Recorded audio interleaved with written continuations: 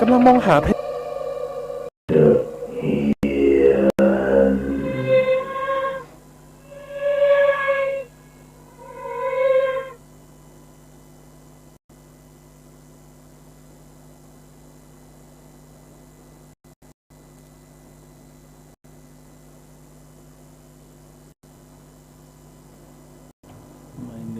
ซอรี่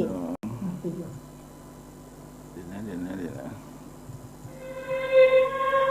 นะก็ขอถวายความนอบน้อมแด่องค์สมเด็จพระสัมมาสัมพุทธเจ้าพร้อมด้วยพระธรรมและพระสงฆ์ขอถวายความเคารพพระมหาเถรานุเถระเจ้าคณะพระสังฆาธิการทุกรูปทุกองค์หลวงปู่หลวงตาครูบาอาจารย์ทุกรูปนะแล้วก็ขอเจริญพรศรัทธาสาธุชนญาติโยมก็ต้อนรับเข้าสู่รายการเดอะเฮียนออกอากาศเป็นประจำทุกค่ำคืนวันจันทร์ถึงวันศุกร์เวลา5 ทุ่มถึงตีหนึ่งโดยเฉพาะค่ำคืนของวันพฤหัสศุกร์นี้ก็เป็นหน้าที่ของคุณนวลละออใจเย็นก็มาประจำการอยู่ที่นี่วันนี้เรากำลังตื่นเต้นแล้วรับยังไงอ่ะ เรากำลังตื่นเต้นอยู่กับสถานีใหม่ของเราใช่แล้วเราก็เลยเข้าช้าหน่อยมาช้าหน่อยก็มัวแต่แบบตื่นเต้นอลังการกับห้องส่งใหญ่โตมากมายนะ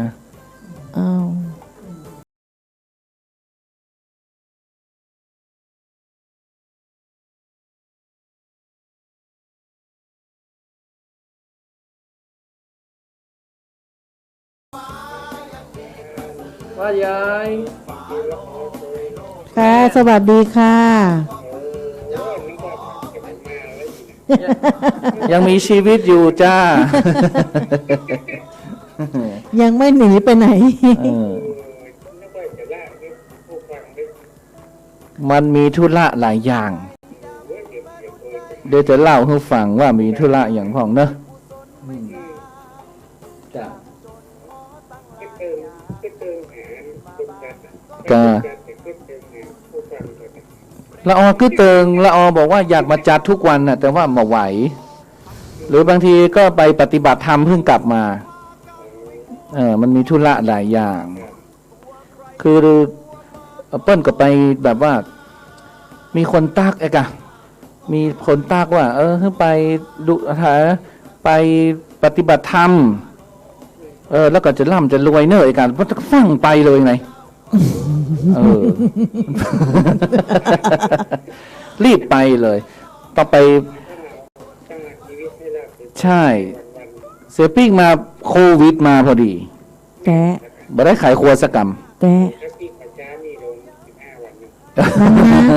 แต่ขอบอกว่าที่ไปอยู่นั้นคือบ่มีโควิดเข้าเลยไปอยู่แถวชัยประการมาใช่แล้วอยู่ที่นั่นมีไกลคนเหมือนกันเถอะใช่ไปอยู่ในป่าในดอยซึ่งไม่มีผู้คนแล้วก็อยู่กันปฏิบัติธรรมมีแค่6 คนนะฮะแล้วก็คือปลอดภัยอ่ะคือเราไม่ต้องออกไปไหนเลยอ่ะคราวนี้พอเรากลับมาดิคนในเมืองอ่ะเราต้องกลัวคนในเมืองนะแล้วไอ้ไพบูลย์ไปได้เพราะเป็นอสมใช่กะงานหนักก่องานหนักก็ต้องรับไปอย่างเราไปวัดความดันไปฉีดวัคซีนไปใหญ่ไปยับโควิดคนไปโควิดเอาไปกักตัวอย่างก็เป็นกำลังใจให้ทุกท่านนะ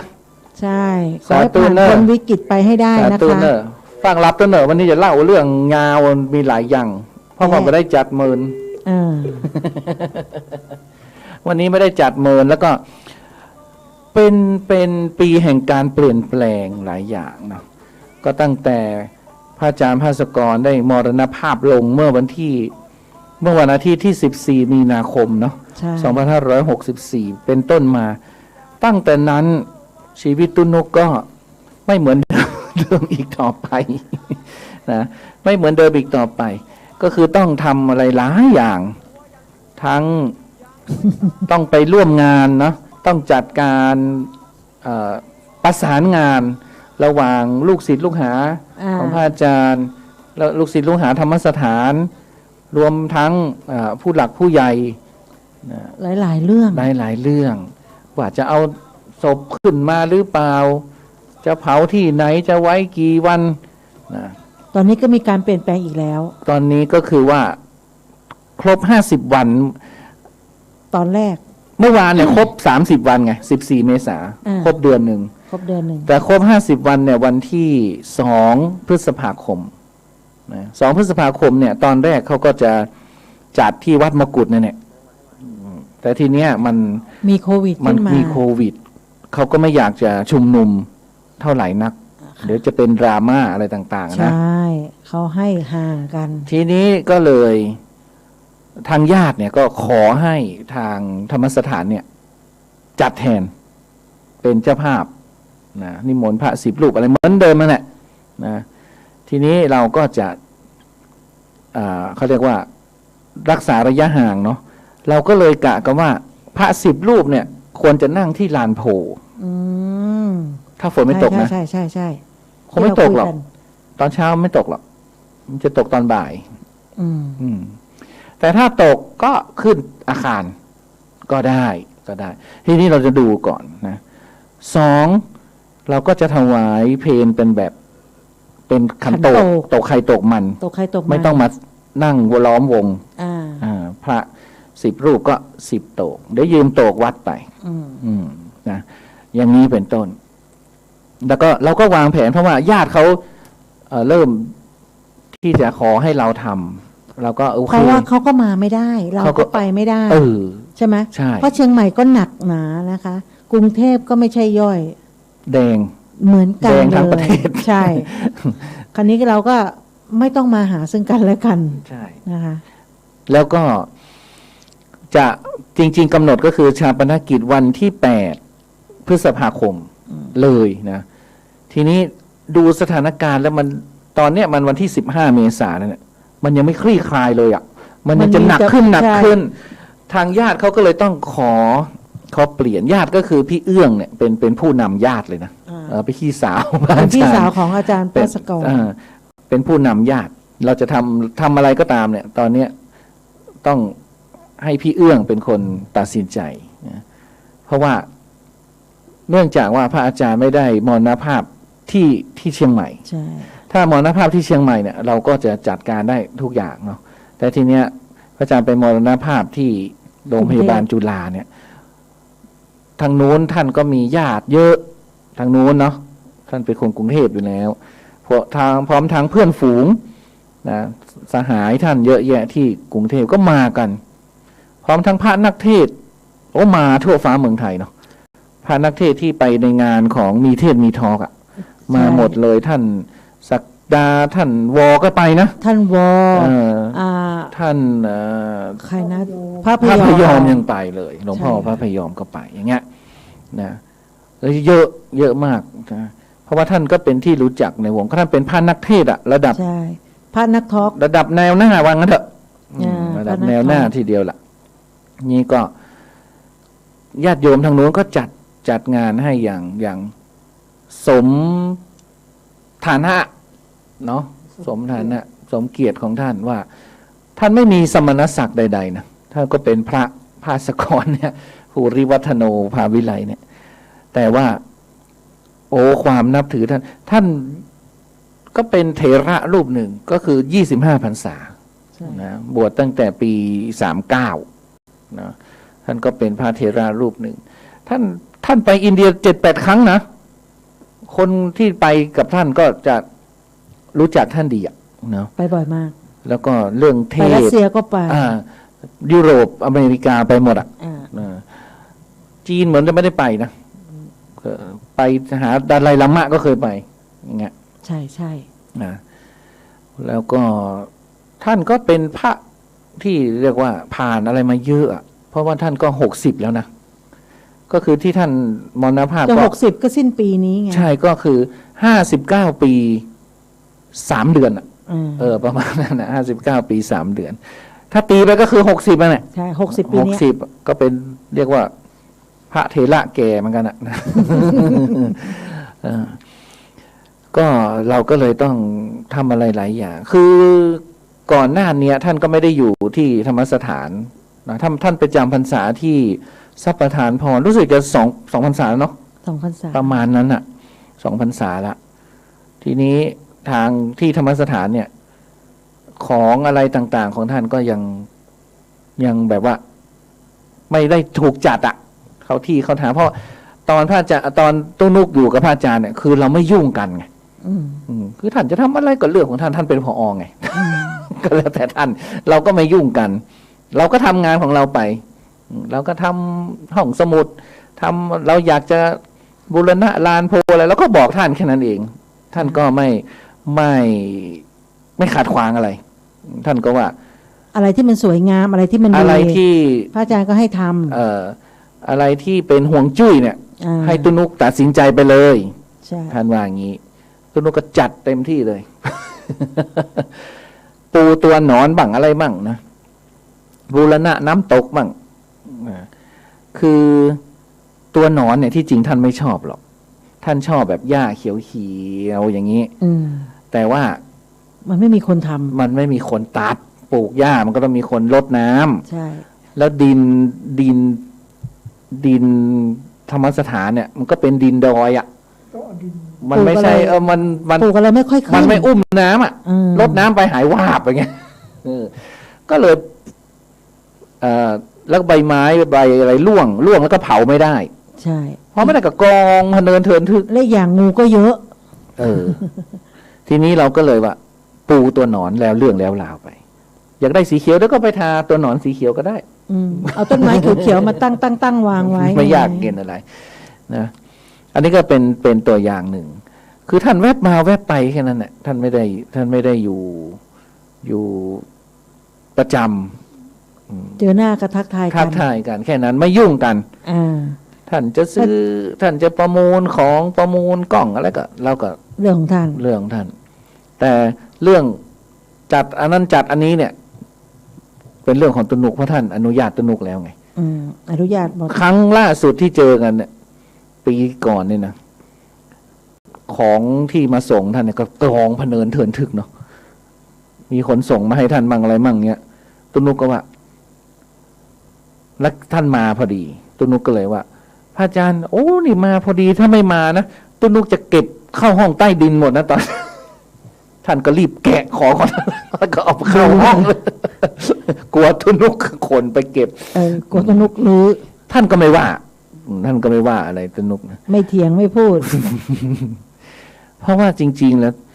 ในความทรงจำของตุนุกเนี่ยพระอาจารย์ภาสกรนี่ท่านเป็นคนตลกนะตลกท่านเป็นคนฮาๆนะชอบแกล้งแกล้งหมาแกล้งแมวแกล้งละอชอบแกล้งเจอหน้าก็คือแบบจ้าเอ๋หรืออะไรก็ตามทำให้เราตกใจทำเสียงดังชอบแกล้งพอรู้ว่าละอนี่ตกใจขี้กังแล้วเจอหน้าจะถามทุกครั้งว่ามึงเป็นยังไงมั่งขายของดีไหมยังขายยังเดิมไหมยังเปลี่ยนแปลงหรือยังท่านเป็นห่วงใหญ่นะท่านเจอหน้าทุกครั้งจะถามว่าเป็นยังไงบ้างค้าขายดีไหมแล้วก็เป็นห่วงเรื่องนี้มากเราไม่ได้คุยกันเรื่องเทศเรื่องธรรมะอะไรกันท่านสักเท่าไหร่หรอกนะเวลาอยู่กันท่านก็คุยกันเรื่องอื่นอย่างเงี้ยเรื่องอย่างตุ้นนุกท่านก็ไม่ถามหรอกเรียวเขาพิมพ์มาบอกว่าจีนไปพร้อมกับอาจารย์กเชนพระอาจารย์กเชนไปประเทศจีนเคยไปเหรอเคยไปที่ไปหาดาไลลามะเหรอเขาบอกนี่ไงจีนก็ไปพร้อมกับพระอาจารย์กเชนน่าจะเคยไปเราก็ไม่รู้เนาะเราเกิดไม่ทันอ่ะทำไมท่านไปนะเพราะว่าประเทศจีนเนี่ยเป็นประเทศที่ตุ้นุกอยากไปแต่ว่าไม่ได้ไปสักทีจนโควิดนี่ก็ไม่ได้ไปไหนเลยโควิดมา2 ปีแล้วไงแล้วก็ช่วงนี้ก็หงอยเหงาเนาะสงกรานต์ก็หงอยเหงาปีที่แล้วก็หงอยเหงากะว่าปีนี้มันจะคึกคักแต่แล้วโควิดก็มาช่วงณเวลานี้คนกำลังจองตั๋วเครื่องบินกำลังจองอะไรจองตั๋วโรงแรมยกเลิกกันเป็นทิวแถวคือละอเขาฟาดฝันไว้ว่าสงกรานต์เนี้ยบางคนซื้อของมาตุนนะเราจะได้ล็อกเราจะได้ที่ขายช่วงสงกรานต์ซึ่งว่าจะได้สาดน้ำกันก่อนโควิดเนี่ยเขาขายของดิบดีมากเลยนะที่หนึ่งเสร็จแล้วโควิดมาฝันนั้นสลายหมดเลยสลายทุกคนนั่นใช่คือ คือเราฝันไว้ไงว่าช่วงสงกรานต์เนี่ยเราจะย้ายที่ขายละจะไปขายช่วงนี้ซึ่งเขาขายดีมากเลยเงี้ยเพื่อนออฟโรดก็บอกว่าตรงนี้ขายดีมากพี่เดี๋ยวจะจองไว้ให้ ถนนก็กลับมาโล่งเหมือนโควิดรอบแรกเลย ใช่ โล่งลุ้งอ่ะมันมีรถสักกันอะ แต่รอบนี้ร้ายแรงกว่ารอบแรกเพราะรอบแรกเราได้ขายของแต่รอบเนี้ยเขาก็ไม่ได้ห้ามนะ เขาไม่ได้ล็อกดาวน์นะ เขาไม่ได้ล็อกแต่ถามหน่อยว่า แต่เขาทำท่าจะล็อกนะ ทำท่า ไม่รู้เขาประชุมกันแล้วยัง ทำท่าแล้วเราจะไปขายเพื่อไม่มีผู้คน ไปขายของก็งองแงงขาดทุนกำไรอยู่ในนั้นหมดใช่ไหมเพราะคนน้อยทุกคนก็กลัว แล้วหลังมชหรือในมชทุกอย่างทุกคนกลัวแม่ค้าก็กลัว ยิ่งพวกคนเป็นโรคหัวใจความดันเบาหวานเนี่ยเขายิ่งกลัว อย่างตะแป๊วใช่ไหม เขากลัวกันหมดคนเฒ่าคนแก่ วันนี้ถ้าตะแป๊วถ้าใครเห็นในกล้องเนี่ยวันนี้เธอกระชากวัยนะสีสันสดใสต้อนรับสงกรานต์คือเขาเรียกว่าแต่งชุดลายดอกอยู่กับบ้านไม่ได้ไปไหน เหมือนมีคลิปอยู่คลิปหนึ่งอะตุ๊เขาทำอยู่ในห้องน้ำ แล้วก็ใส่ รดน้ำตัวเอง รดน้ำตัวเองแล้วก็เปิดเพลงใส่เสื้อลายดอกใส่หมวกปะ มัน แป้ ก็ต้อง ง ทำอย่างนั้นน่ะจะไปทำยังไงอ่ะ คือเอาไม่ให้รดน้ำรดในห้องน้ำก็ได้ แต่ห้องทรงใหม่นี่ดูมันเป็นทางการเนาะ เนาะดูอลังการ อลัง มาก การมากเลยอ่ะใครว่างๆก็มาเที่ยวห้องทรง คือ แต่โควิดนี่ก็ต้องระวังนะ 13 ปีที่เราอยู่มานี่มันไม่ใช่อย่างนี้ไง นี่เป็นครั้งแรกนะเป็นครั้งแรกที่เรามาจัดสถานีใหม่ มันดูแบบดีถ้าไม่มีไฟตรงนั้นส่องมาที่เราอีกนะ เนี่ยก็เรื่องพระอาจารย์ภาสกรเนี่ยก็เรื่องห้องทรงใหม่อีกใช่ไหม ทีนี้เราก็เลยไม่มีเวลาจะขึ้นมาจัดเลย เพราะว่าต่างคนต่างจะต้องมีงานเนาะอย่างเราก็อย่างว่านะอย่างที่ตุนุกบอกพี่ไพบูลย์น่ะเราเขาก็ไปปฏิบัติธรรมอย่างเงี้ย เราจะมาเล่าให้ฟังว่าปฏิบัติ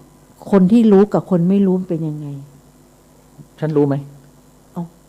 ตุ๊กก็คงรู้สิ ฉันเป็นคนที่รู้หรือไม่รู้ รู้สิ คือบางคนเนี่ยปฏิบัติธรรมปฏิบัติแบบที่ไม่รู้นะไม่เข้าใจ ซึ่งละออเนี่ยก็คือปฏิบัติมาแต่ไหนแต่ไรซึ่งเราก็ปฏิบัติแบบปูปลาของเราไปนั่นแหละ แต่เราไม่รู้กระจ่างว่าการปฏิบัติธรรมเนี่ยเพื่ออะไรแล้วได้อะไรซึ่งพระอาจารย์เนี่ยคือเขาสอนแบบชาวบ้านคือชาวบ้านจริงๆเลยอ่ะเราเป็นเราที่ทำไมกล้องมันพยักอะไรอ่ะพยักตามเธอตามคอเธอ พระอาจารย์อยู่นั่นไง นะมันเป็นอย่างนี้พูดถึงเรื่องการปฏิบัติธรรมเดี๋ยวเราจะมาเล่าให้ฟังนะคะเพราะว่าแล้วก็เพลงพี่ผู้ใหญ่เราแบบเปิดคอเราก็หาไม่เจอนะ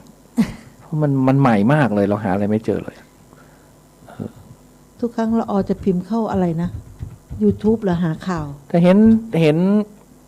อาจารย์สมัครมาจัดบ่อยแล้วสะท้อนส่งใหม่เนี่ยGoogle อยู่ไหนอ๋อนี่ไงทีนี้ก็เลยเป็นเอาเป็นว่าวันที่2 พฤษภาเนี่ยก็จะเป็นการทำบุญเขาเรียกว่าอะไรนะสัตตะเมื่อวานอะไรไม่ใช่สัตตะ5สัตตะ7ปัญญาสมวานมั้ง50 วันนะปัญญาสมวาน50 วันที่ธรรมสถานเนาะทางญาติเขาก็จะส่งตัวแทนมาคุณเลียวเขาก็เป็นญาตินั่นแหละเป็นลูกพี่ลูกน้องกับพระอาจารย์ก็ร่วมด้วยช่วยกันทีนี้เราก็ไม่อยากประชาสัมพันธ์หรอกว่ามานะอะไรเราก็คือแต่ใครมาเราก็ไม่ได้ว่าศึกษาไล่ส่งอะเนาะแต่ทีนี้ก็ต้องดูถ้ามาเยอะเกินไปมันก็จะดูไม่ดีเนาะไม่คือมันก็น่ากลัวนะคะ ถ้าเกิดมากันเยอะแต่ถ้าเกิดว่ามาแล้วเราก็ไม่ได้ว่าอะไรใช่แต่ก็อยู่ห่างแต่เราไม่มีข้าวเลี้ยงนะใช่ไหมอันนี้เรายังตอบไม่ได้เสร็จงานแล้วก็กลับบ้านไข่บ้านมันเพราะว่าลานโพเนี่ยมันนั่งห่างได้อยู่นั่งห่างได้อยู่ทีนี้เราก็ไม่ต้องเก็บเก้าอี้สิเพราะเราไม่มีเวียนเทียนนี่ก็จัดไปนะถ้าฝนไม่ตกจะไม่มีอะไรไม่มีเลี้ยงญาติโยมเหรอไม่มีโรงทานก็พูดไว้ก่อนสิก็พูดไว้ก่อนต้องดูปัจจัยเขาจะได้ดูไม่มีข้าวไม่มาอะไรเงี้ยเหรอใช่ไหมมีข้าวไปบอกข้าวมีข้าวเขาก็มาสิเรายังไม่รู้เราก็รับปากไม่ได้เพราะว่าญาติขายของพี่เอื้องเขากลัวเกรงว่าถ้าจัดแบบ คนมาเยอะเนี่ย จะ ไม่ เกิด งั้น ดราม่า เขาก็ ขึ้น จัดที่หลักกรุงเทพก็ได้ อ่า ทีนี้เขาก็อยากแบบจำกัดคนน่ะเขาก็เลยว่า จัดเชียงใหม่อะไรเงี้ย คนจะได้ไม่เยอะแยะมากมายแต่มันเป็น50 วันเนาะจริงๆก็จะต้องเผาวันที่8นั่นแหละทีนี้ก็ต้องเลื่อนจากตอนแรกเราจะเผา50 กว่าวันเนี่ยก็เป็นคือตอนแรกเนี่ย100 วันคือวันที่21 มิถุนาเนี่ยเราจะเชิญอัฐิพระอาจารย์เนี่ยขึ้นมาบรรจุกู่ซึ่งตอนนี้เราก็ก่อฐานอยู่ก่อฐานแล้วก็ทางทีมงานก็คือมีพี่บีอาทิตย์อิสรางกูลณอยุธยาเนี่ยเป็นหัวหน้าในการก่อสร้างกู่นะที่เราก็เอาไว้ที่หน้าธรรมสถานนั่นเนี่ยเพราะว่าพระอาจารย์ท่านก็บูรณะเนาะตั้งแต่เริ่มแรกเลยตั้งแต่ไม่มีอะไรเลยนะมีตึกอยู่แค่ตึกเดียวแล้วพระอาจารย์ภาสกรก็เดินขึ้นเดินลงว่างั้นเถอะท่านว่างั้นนะเดินขึ้นเดินลงท่านก็ถามเหมือนจะถามหลวงพ่อพระครูเจ้าอาวาสนะว่าตึกนี้มันเป็นตึกของใครอะไรเนี่ยแล้วท่านก็ว่ามันเป็นตึกของมช.ก็ท่านก็เลยว่างั้นเราขอบูรณะได้ไหมเนาะสร้างเป็นธรรมสถานนะก็ได้รับความร่วมมือจากครูบาอาจารย์นักศึกษาชมรมพุทธศาสตร์อะไรสมัยนั้นเนี่ยมันร่วมกันสร้างธรรมสถานมหาวิทยาลัยเชียงใหม่วัดฝายหินขึ้นนะโดยตอนนั้นเนี่ยพระศาสตราจารย์ดร.ระวีก็เป็นผู้อำนวยการธรรมสถานจุฬาอยู่แล้วนะทีนี้ท่านเป็นลูกท่านก็เลยว่าเรามาสร้างธรรมสถานที่เชียงใหม่มหาวิทยาลัยเชียงใหม่กันดีกว่าอะไรเงี้ยก็ร่วมด้วยช่วยกันจนตั้งแต่ปี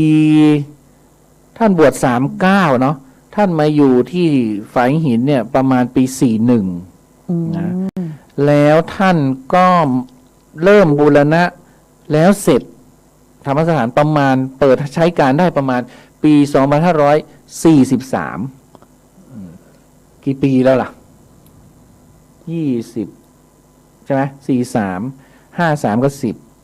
ตอนนี้63 20 ปีแล้วนะ20 ปีแล้วนะธรรมสถานของเราเนี่ยแต่เราก็เคยมาช่วยตอนทำลานโพนะอันนั้นนี่ทำตึกใหม่ประมาณปี53เรามา53ก็คือ10 ปีละตอนธรรมสถาน10 ปีแล้วแล้วเราก็ไปมาอยู่วนเวียนอยู่แถวนี้ใช่มาทำ10 ปีแล้วมาทำบ่อตอนนั้นยังไม่มีบ่อเรามาจัดรายการก่อนเรายังไม่ใช่รู้จักธรรมสถานเรารู้จักวัดไฟหินก่อนใช่เสร็จแล้วเราก็มาช่วยกันทำลานโพมาช่วยกันทำละออก็ขายผลไม้อยู่หน้าเซเว่นสันติธรรมใช่แล้วก็อีเดียวมันชอบเอาของมาหลอกล่อแฟนรายการแล้วเราก็มาแจก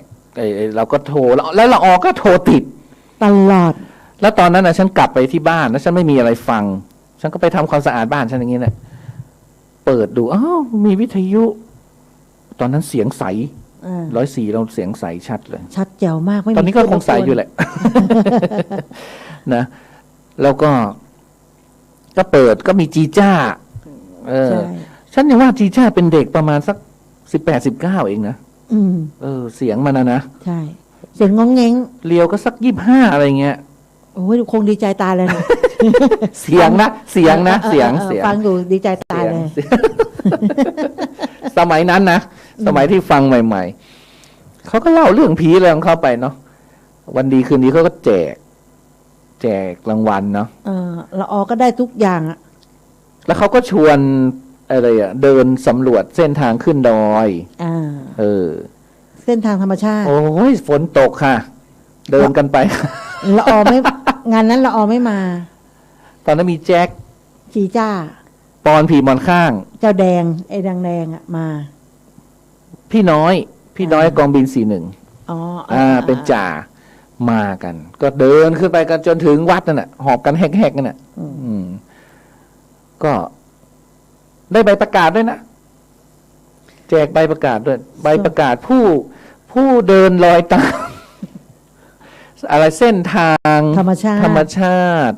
ก็คืออะไรตามรอยอ่ะ คือเมื่อก่อนเส้นทางเดินมันเดินทางนี้ไง ใช่ เขาก็เลย ย้อนรอยครูบา ย้อนรอย า มันก็ใกล้ไปแค่3 กิโลเอง ก็คือทางรถเนี่ยมันโคดโค้งเนาะ ใช่ ก็ประมาณ10 กิโล แต่ทางตรงแป๊บ ทาง เดี ต ย ร ว งเนี่ยประมาณ7 กิโลประมาณ7 กิโลประมาณนั้นแหละ เดินไปเดินมามันก็ไกลเหมือนกันนะมันก็เหนื่อยนะ ขึ้นดอยนะเธอ เออ ไม่มีลงเลยนะ ขึ้นอย่างเดียว ขึ้นอย่างเดียว ขึ้นอย่างเดียวนะ เหนื่อย แล้วเราก็ได้พระอะไรบ้างตอนนั้นเธอ คือ เยอะแยะนะ อุ้ย เอาอะไรมาหลอกล่ โท อ ร บ้าง ศัพท์ละออมีอยู่3 เครื่อง ตอนนั้นนะ ใช่ อู้ฟู่เนาะ โอ้โหกดสนั่นเลย เครื่องนี้ไม่ได้แค่ก็กดเครื่องนี้ คือกดเคาะรอไว้เลย2 เครื่อง แล้วก็จะมีใครที่สูสีกับเธออีกคนเนี่ยพี่อนันต์นะ พี่อันนั้น แล้วใครอีกคน แถ น่ะ วหางดง จะสูสีกันอยู่แถวเนี้ย อ่า อืม แถวหางดง คือ จะพัดจะผูอิ่มบุญอุ่นกายน้อง ใช่ ก็ไปกันเนาะก็ฟังรายการกันนี่แหละแต่ละแต่ นี่แหละอ๋อนุกเลยอ๋อพี่ละอ๋อเนอะเนาะ เจอกันครั้งแรก ที่งานพระป่างานกฐินของมชนี่แหละ เรามากันเหรอ ใช่ เขามีงานเช้าเรามาบ่าย 2เรามาเข้างานเลิกแล้ว เอาตะเถน งานวันเด็กด้วยไม่ใช่เหรอวันเด็กก็มา ครั้ นะ งแรกที่เจอกันอ่ะ คือนัดเจอบนวัด แต่เราอะมาสาย เราก็นั่งอยู่ที่สถานีเก่าเลยเนาะ อ่า นั่งโซฟากันอยู่คุยกัน ที่นัดพบก็คือสถานีสมัย ก็ ก่อน เจอ เนี่ย กัน ก็ละ สมัยก่อนเอกอยู่ไง ชัยฤทธิ์ ชัยฤทธิ์ ชัยฤทธิ์อยู่เราก็จะมา ได้ดิ ส บ น ได้ ท ดี นา ไป กั ละ น อย่างเงี้ย ย้อนวันวาน วันนี้ไม่เปิดเพลงนะวันนี้จะเล่าความหลังคนแก่ ทีนี้ก็ไปอิ่มบุญเนาะ ใช่ อิ่มบุญตอนนั้นก็ไปผีปันเหนือ เป็นโรงเรียนแรก ก็คือ เป็นโครงการแรก ใช่ของครูเอก ปีมันจะปี53เนี่ยนะ50 ครูเอกก็บอก10 ปีแล้วอ่ะ ก็คือนั่นแหละประมาณนั้นแหละ 53อะไรแถวเนี้ยนะ ประมาณนั้น ประมาณแถวนี้เนี่ยก็สนุกเนาะตอนนั้นยังทำงานวิเลยพยาบาลยังมีหนังสือไปยืมรถ6 ล้อวิเลยพยาบาลไปส่งเราอะ ปีแรกที่เราไปจัดแล้วก็คือไปแค่1 คืน 2 วัน ซึ่งเป็นอะไรที่ลำบากและฉุดหุกมาก แต่สนุก สนุก สนุก เพราะมันไม่เคยไปไง ครั้งแรกของเรา พอไปถึง ก็ทำหน้าที่โรงครัวตั้งแต่ครั้งแรก สมัยก่อนนี้ ตั้งแต่นั้นเป็นต้นมา พระอาจารย์คเชไปนะคะ อาจารย์เสน่ห์ไปปีแรกอ่ะ ท่านตามไป ใช่แล้วก็ ท่านมีรถส่วนตัวตามไป อาจารย์เสน่ห์ไปกับพวกเราไม่ใช่เหรอไม่ ตัวเอื้อยังไม่บวชเลย ยัง พี่เอื้อ รถส่วน น่ะ ตัวเหรอ พี่เอื้อเรายังเรียกพี่ เสร็ เอื้ จ อ แล้วก็ตู้สมัครไป ใช่ไหมเราเรียกพี่เอื้อนะก็ พี่เอื้อ พี่เอื้อก็เขาฟังไง เออ พี่เอื้อเขาฟังจีจ้าพี่เอื้อก็ฟังจีจ้าเมื่อก่อนนั้น เขาก็ตาม เออ ตามไปอยู่2-3 ปีอ่ะ จนบวช จนบว จ ช นบวชนั่นแหละบวชเราก็ยังมาแล้วก็พี่เอื้อบวชเสร็จก็ เราก็เลยเรียกตัวเอื้อ อีเดียวก็บวช หลังๆแล้ว หลังๆอ๋อมันไปเปิดอร่อยตาเหลือกก่อน แล้วมันถึงมาบวชที่ผีจักแข่งมันอะที่มันตกรถทัวร์ผีจักแข่งมันไงมันเลย บวชก่อนไม่ใช่เหรอไม่ไปเซ้งก่อนแล้วก็มาบวช เหรอ ใช่เขาจำได้ อ๋อ เพราะว่าตอนที่ แล้วเราก็บอกว่ารีบมาช่วยฉันขายของนะใช่ไหม แล้วก็ เออ พอบวชไม่เท่าไหร่มั้งแล้วก็ศึกไงมาศึกตอนหลัง ก็พรรษาหนึ่งไง ก็3 เดือน อย่างนี้ เพราะว่าตอนไปเซ้งนี่คือเขายังไปเป็นคารวาสอยู่เซ้งเสร็จปุ๊บก็มาบวชเสร็จละอก็ดูแลมา สถานีใหม่แต่เล่าความหลัง นะ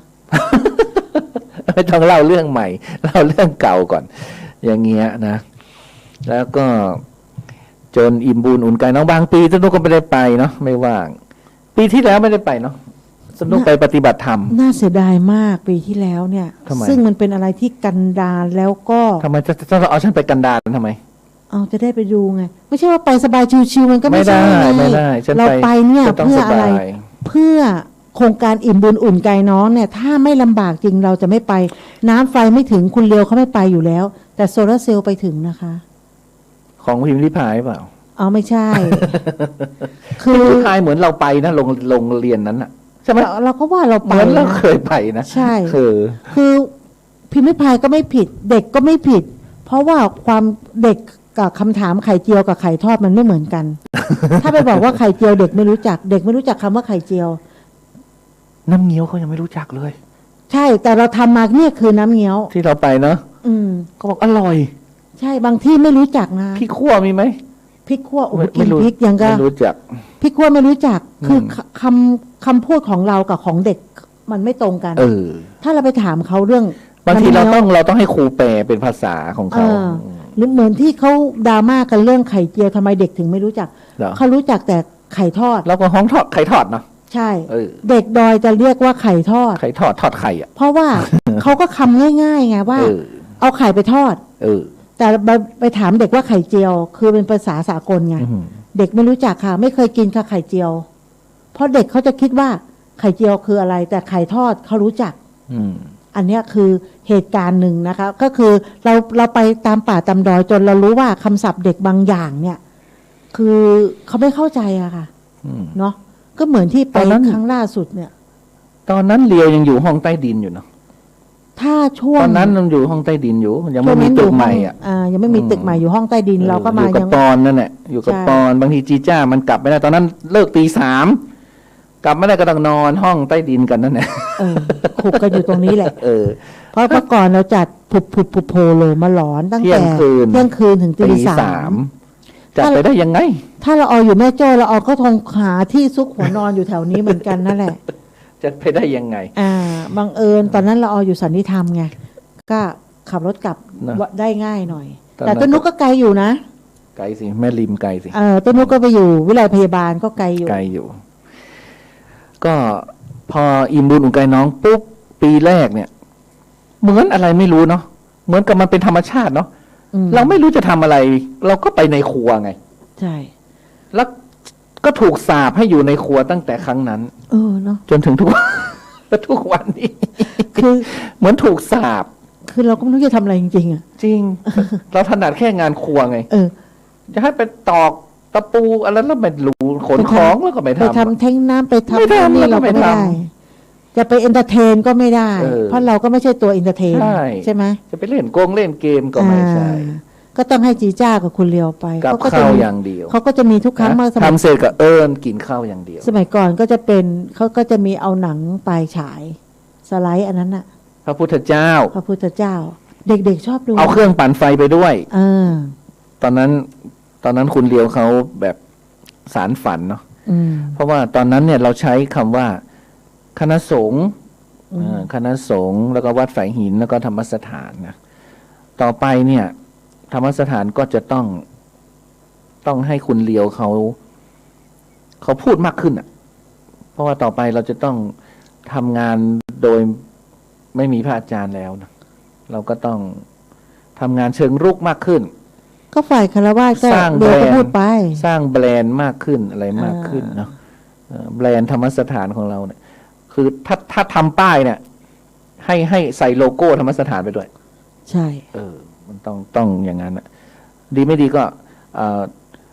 ธรรมสถาน4x4อะไรก็ว่าไป เพราะว่า ธรรมสถานพิชิตอิ่มบุญอุ่นไกลน้องอะไรก็ว่าไป เออ สติกเกอร์ที่เขาแจกกันใช่ไหมมันไม่ใช่แพงนี่ที่เขาทำอ่ะ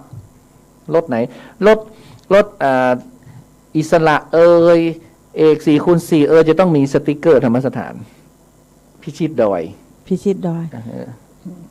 ใช่ ก็คิดอยู่เพราะ เดี๋ยว ว่า ทำเสื้อด้วย เพราะว่าเรียว ทำเสื้อด้วย เราก็บอกกับเรียวแล้วว่ามันต้องทำแล้วนะ เพราะว่าดูคันอื่นเขามาติดรถเราเห็นไหมเรายังไม่ได้เอาออกเลย ของเราเนี่ยปีเรา เขาไม่เอาออกนะ เขาสะสม เขาติดจนเป็นพืชเต็มรถเขานั่น นั่นแหละ อ แต่ของเราไม่มีไง ยิ่งมีสติกเกอร์เยอะยิ่งแบบเก่าอ่ะ ความเก่าอ่ะ แล้วเราทำมา13 ปีอ่ะไม่มีสติ๊กเกอร์เลย มีแต่เสื้อมีแต่ของฝาก เดี๋ยวเขาไม่มีทุนไง เดี๋ยวมาเบิกที่ฉัน สติ๊กเกอร์น่ะถูกกว่าเสื้อ ถูกกว่า ไอ้แก้วที่เขาไปซื้อมาถูกกว่านะ อืม เราทำทีเยอะๆไปเลยแล้วมาแปะรถไงปีนี้ครั้งที่เท่าไหร่ใช่ไหมอิ่มบุญเนี่ยแปะไว้เลย ประชาสัมพันธ์เนาะ ใช่วั เขาก็จะได้รู้จักแล้วเขาจะได้รู้จักธรรมสถาน เพราะว่าตอนเนี้ย ธรรมสถานจริงๆเนี่ยต้นสังกัดคือวัดฝายหิน ใช่ แต่ว่ามีคำว่ามชคือพื้นที่ตรงนั้นเนี่ยเป็นของมชทีเนี้ยมชเขาก็ยกความรับผิดชอบการจัดการอะไรต่างๆเนี่ยการบริหารจัดการเนี่ยให้กับวัดฝายหินนะซึ่งแต่เดิมพระอาจารย์ภัสกรท่านก็เป็นปฐมผู้อำนวยการเลยนะเป็นผู้อำนวยการคนแรกนะของธรรมสถานทีนี้พอท่านได้มรณภาพลงความเป็นผู้อำนวยการก็สิ้นสุดลงอดีตเนาะก็ใช้คำว่าอดีตผู้อำนวยการเราก็เลยประชุมกันเนาะวันนั้นเราจัดประชุมกันวันที่4 เมษายนประชุมทั้งญาติทั้งวัดทั้งคณะสงฆ์ทั้งอะไรประชุมกันพระอาจารย์วิสุวัตรก็เลยรับเป็นรักษาการผู้อำนวยการธรรมสถานไปจนกว่าจะมีการเปลี่ยนแปลงใดๆนะโดยก็คนดูแลก็นี่แหละตุ้นุกตุคำจันอะไรก็ดูแลกันไปนี่แหละคือพระอาจารย์วิศวะเป็นผู้อำนวยการแต่ตุ้นุกเนี่ยเป็นผู้จัดการเป็นผู้จัดการธรรมสถานเพราะว่าเรารู้จัดการทุกอย่างเรารู้อยู่ตรงนั้นมาก่อนแล้วจัดการทุกอย่างตรงนั้นนะแต่ว่าการตัดสินใจอะไรใดๆเนี่ยต้องมาที่พระอาจารย์วิสุวัตรนะท่านเป็นรักษาการอยู่ทีนี้ก็พอโควิดเนี่ยเขาก็จะเลื่อนการฌาปนกิจสรีระพระอาจารย์เนี่ยไปที่วันที่21 มิถุนายนก็คือ100 วันค่ะก็ไม่แน่นะแต่21 มิถุนาอะไรมันก็น่าจะขี้ขายแล้วเนาะเราเอาว่าไหมเขาขอให้เราก็จะได้ลงไปกันนะไปฌาปนกิจท่านแล้วเราก็จะนำอัฐิที่ขึ้นท่านขึ้นมาตัวนุกก็ยังคิดว่านะตัวนุกจะอยู่จนอาจจะเป็นคนดึงกระดูกท่านออกมาจากเตาอะตัวนุกคิดว่านะในความคิดของตัวนุกนะตัวนุกจะอยู่จนทำบุญอัฐิท่านที่นั่นแล้วก็เขาก็จะแบ่งกันนะอัฐิท่านจะถูกแบ่งออกหลายที่นะก็มีคนแจ้งความจำนงมาที่พี่เอื้องหลายที่ทีเดียวพี่เอื้องก็อนุญาตนะใครที่ต้องการอัฐิท่านไปบรรจุที่ไหนอย่างไรอะไรต่างๆเนี่ยก็ให้ขอที่ญาติเท่านั้นนะเพราะเรื่องการศพต่างๆเนี่ยเป็นเรื่องของญาติเป็นเรื่องของญาติเพราะว่าทางคณะสงฆ์ไม่ได้นิ่งนอนใจนะแต่ก็ยังดูอยู่นะดูอยู่ก็เป็นวันที่21คือตอนแรกเนี่ยวันที่21เนี่ยจะเป็นพิธี100 วันละจะทำบุญ100 วันละแล้วก็จะนำอัฐิพระอาจารย์ขึ้นมาบรรจุกูที่เรากำลังสร้างขึ้นเนี่ยส่วนบัญชีกูเนี่ยต้นนุกไม่ได้เอามาก็เลยบอกไม่ได้ตรงนี้มันพูดก่อนเราก็เอามาก็แล้วกันหรือไปขอที่คุณเลียวก็ได้ไม่ใช่บัญชีต้นนุกหรอก็ถ้าต้นนุกบอกมันจะน่าเกลียดไงมันต้องบัญชีต้นนุกก็ถูกแล้วก็ถูกแต่ว่าต้นนุกมาบอกมันเหมือนมันมาเปิงเป็นบัญชีต้นนุกมันมาเปิงมันมาเปิงนะได้และอีกเรื่องหนึ่งที่จะตอบก็คือเรื่องของการทำคือเท้าความก่อนว่าตั้งแต่โควิดรอบแรกเลยนะตั้งแต่วันที่11 เมษายนที่พระอาจารย์เนี่ยบินมาเชียงใหม่เนี่ยพระอาจารย์ก็เลยถูกกักตัวเขานะตั้งแต่ปี63นะ11 เมษายน2563พระอาจารย์บินมาที่เชียงใหม่แกมาจากอินเดียไหมใช่ไหมมาจากอินเดียมาแวะกรุงเทพแล้วแกก็แวะเชียงใหม่กลับมาเชียงใหม่ทีนี้ก็เลยโดนกักตัวทีนี้แกก็เลยไม่มีอะไรทำเพราะปกติแกอยู่นานๆไม่ได้อยู่แล้วท่านอยู่นานๆไม่ได้แล้วท่านก็เลยจัดไลฟ์สดเป็นครั้งแรกที่ห้องพักของท่านตั้งแต่3 ทุ่มครึ่งถึง5 ทุ่ม ครั้งแรกท่านลองดูนะก็กุ๊กกักอะไรของท่านไปน่ะ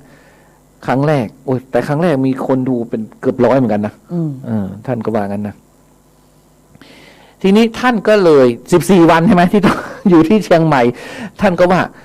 อสมเราดีเนาะเช้ามาก็มีคนมาวัดไข้เอาอาหารมา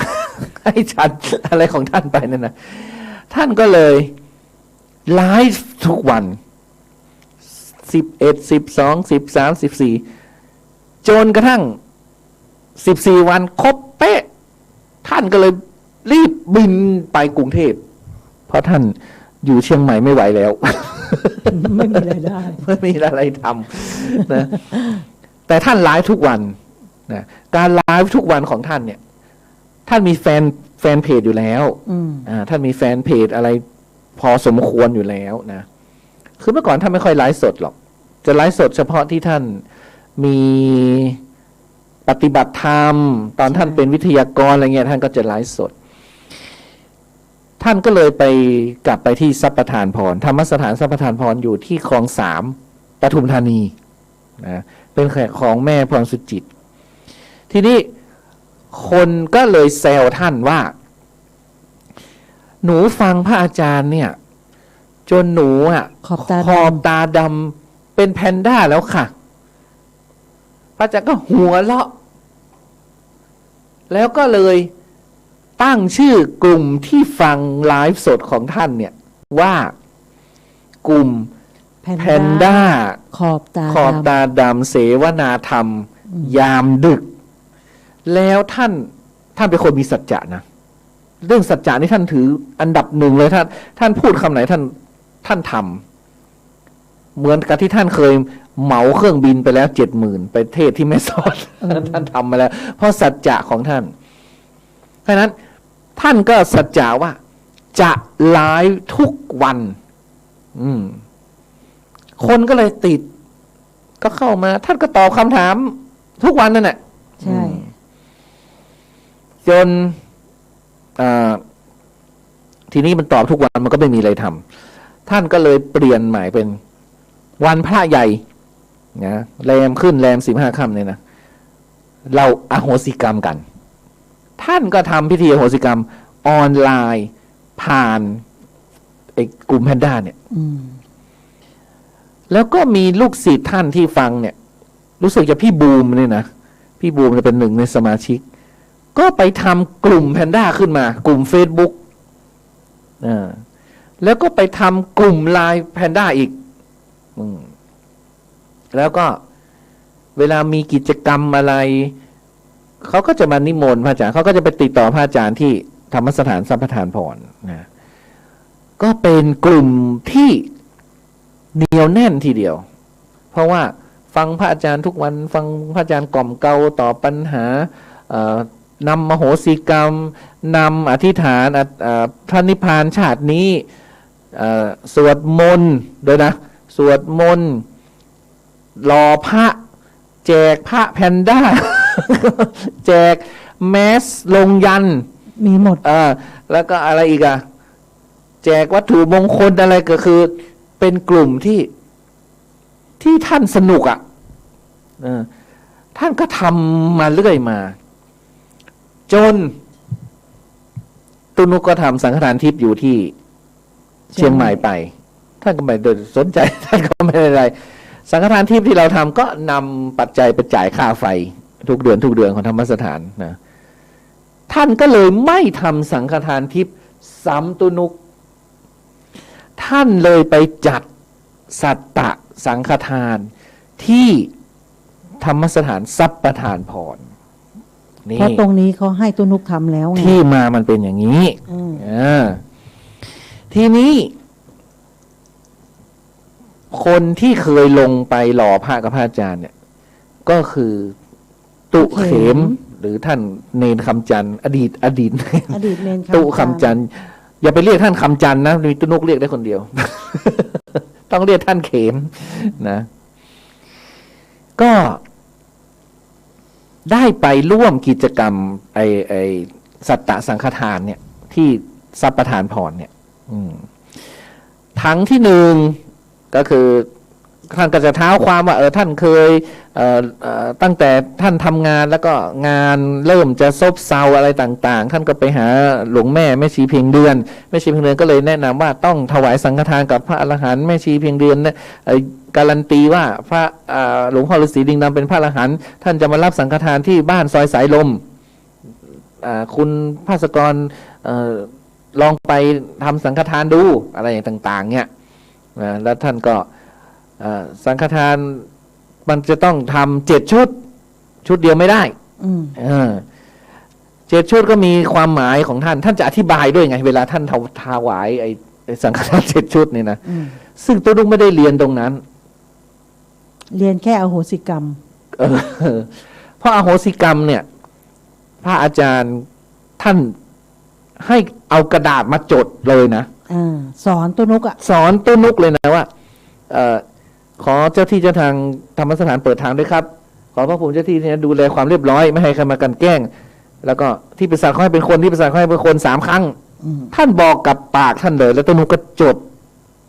จากตรงนั้นก็ตัวนุกก็เลยถือว่าตัวนุกเรียนมาจากท่านใช่แต่สัตตสังฆทานเนี่ยตัวนุกบอกตรงๆว่าตัวนุกไม่ได้เรียนคนที่เรียนมาคือตุเขมพอตุเขมเป็นคนไปช่วยพระอาจารย์อยู่ช่วงหนึ่งไปอยู่เดือนหนึ่งไม่เหรออาทิตย์หนึ่งนะอาทิตย์2 อาทิตย์เนี่ยอยู่นานเหมือนกันไม่ถึงอาทิตย์2 อาทิตย์เนี่ยคำจันทร์จะอยู่ที่ไหนได้นานประมาณนั้นน่ะตัวนุกก็เลยว่าแต่กลุ่มแพนด้าเนี่ยเขาติดใจสัตตสังฆทานอยู่เพราะว่าพระอาจารย์เขาจะทำทุกวันเสาร์วันอาทิตย์มั้งวันอาทิตย์ไม่ไปเสาร์ก็อาทิตย์เนี่ยถ้าเสาร์ไม่ว่างท่านจะทำอาทิตย์วันอาทิตย์นะวันอาทิตย์นั่นแหละทีนี้พวกแพนด้าเนี่ยกลุ่มแพนด้าก็เสวนาธรรมยามดึกเขาก็ติดใจสัตตสังฆทานเนี่ยเขาก็อยากให้ตุนุกเนี่ยทำทีนี้ตุนุกก็เลยบอกว่าตุนุกเคยเอาสัตตสังฆทานเนี่ยเพราะว่าท่านไปสั่งทำพระไฟเบอร์ทำอะไรมาท่านก็ส่งมากลับมานะพระเป็น7 องค์นู่นน่ะส่งกลับมาเรียกว่าสังฆทานต้มผีที่ท่านว่าน่ะหลอกผีไง ก็ส่งมาตุนุกก็ลองทำแล้วว่าเราก็เอาสัตตสังฆทานเนี่ยผนวกไปเป็นสังฆทานทิพย์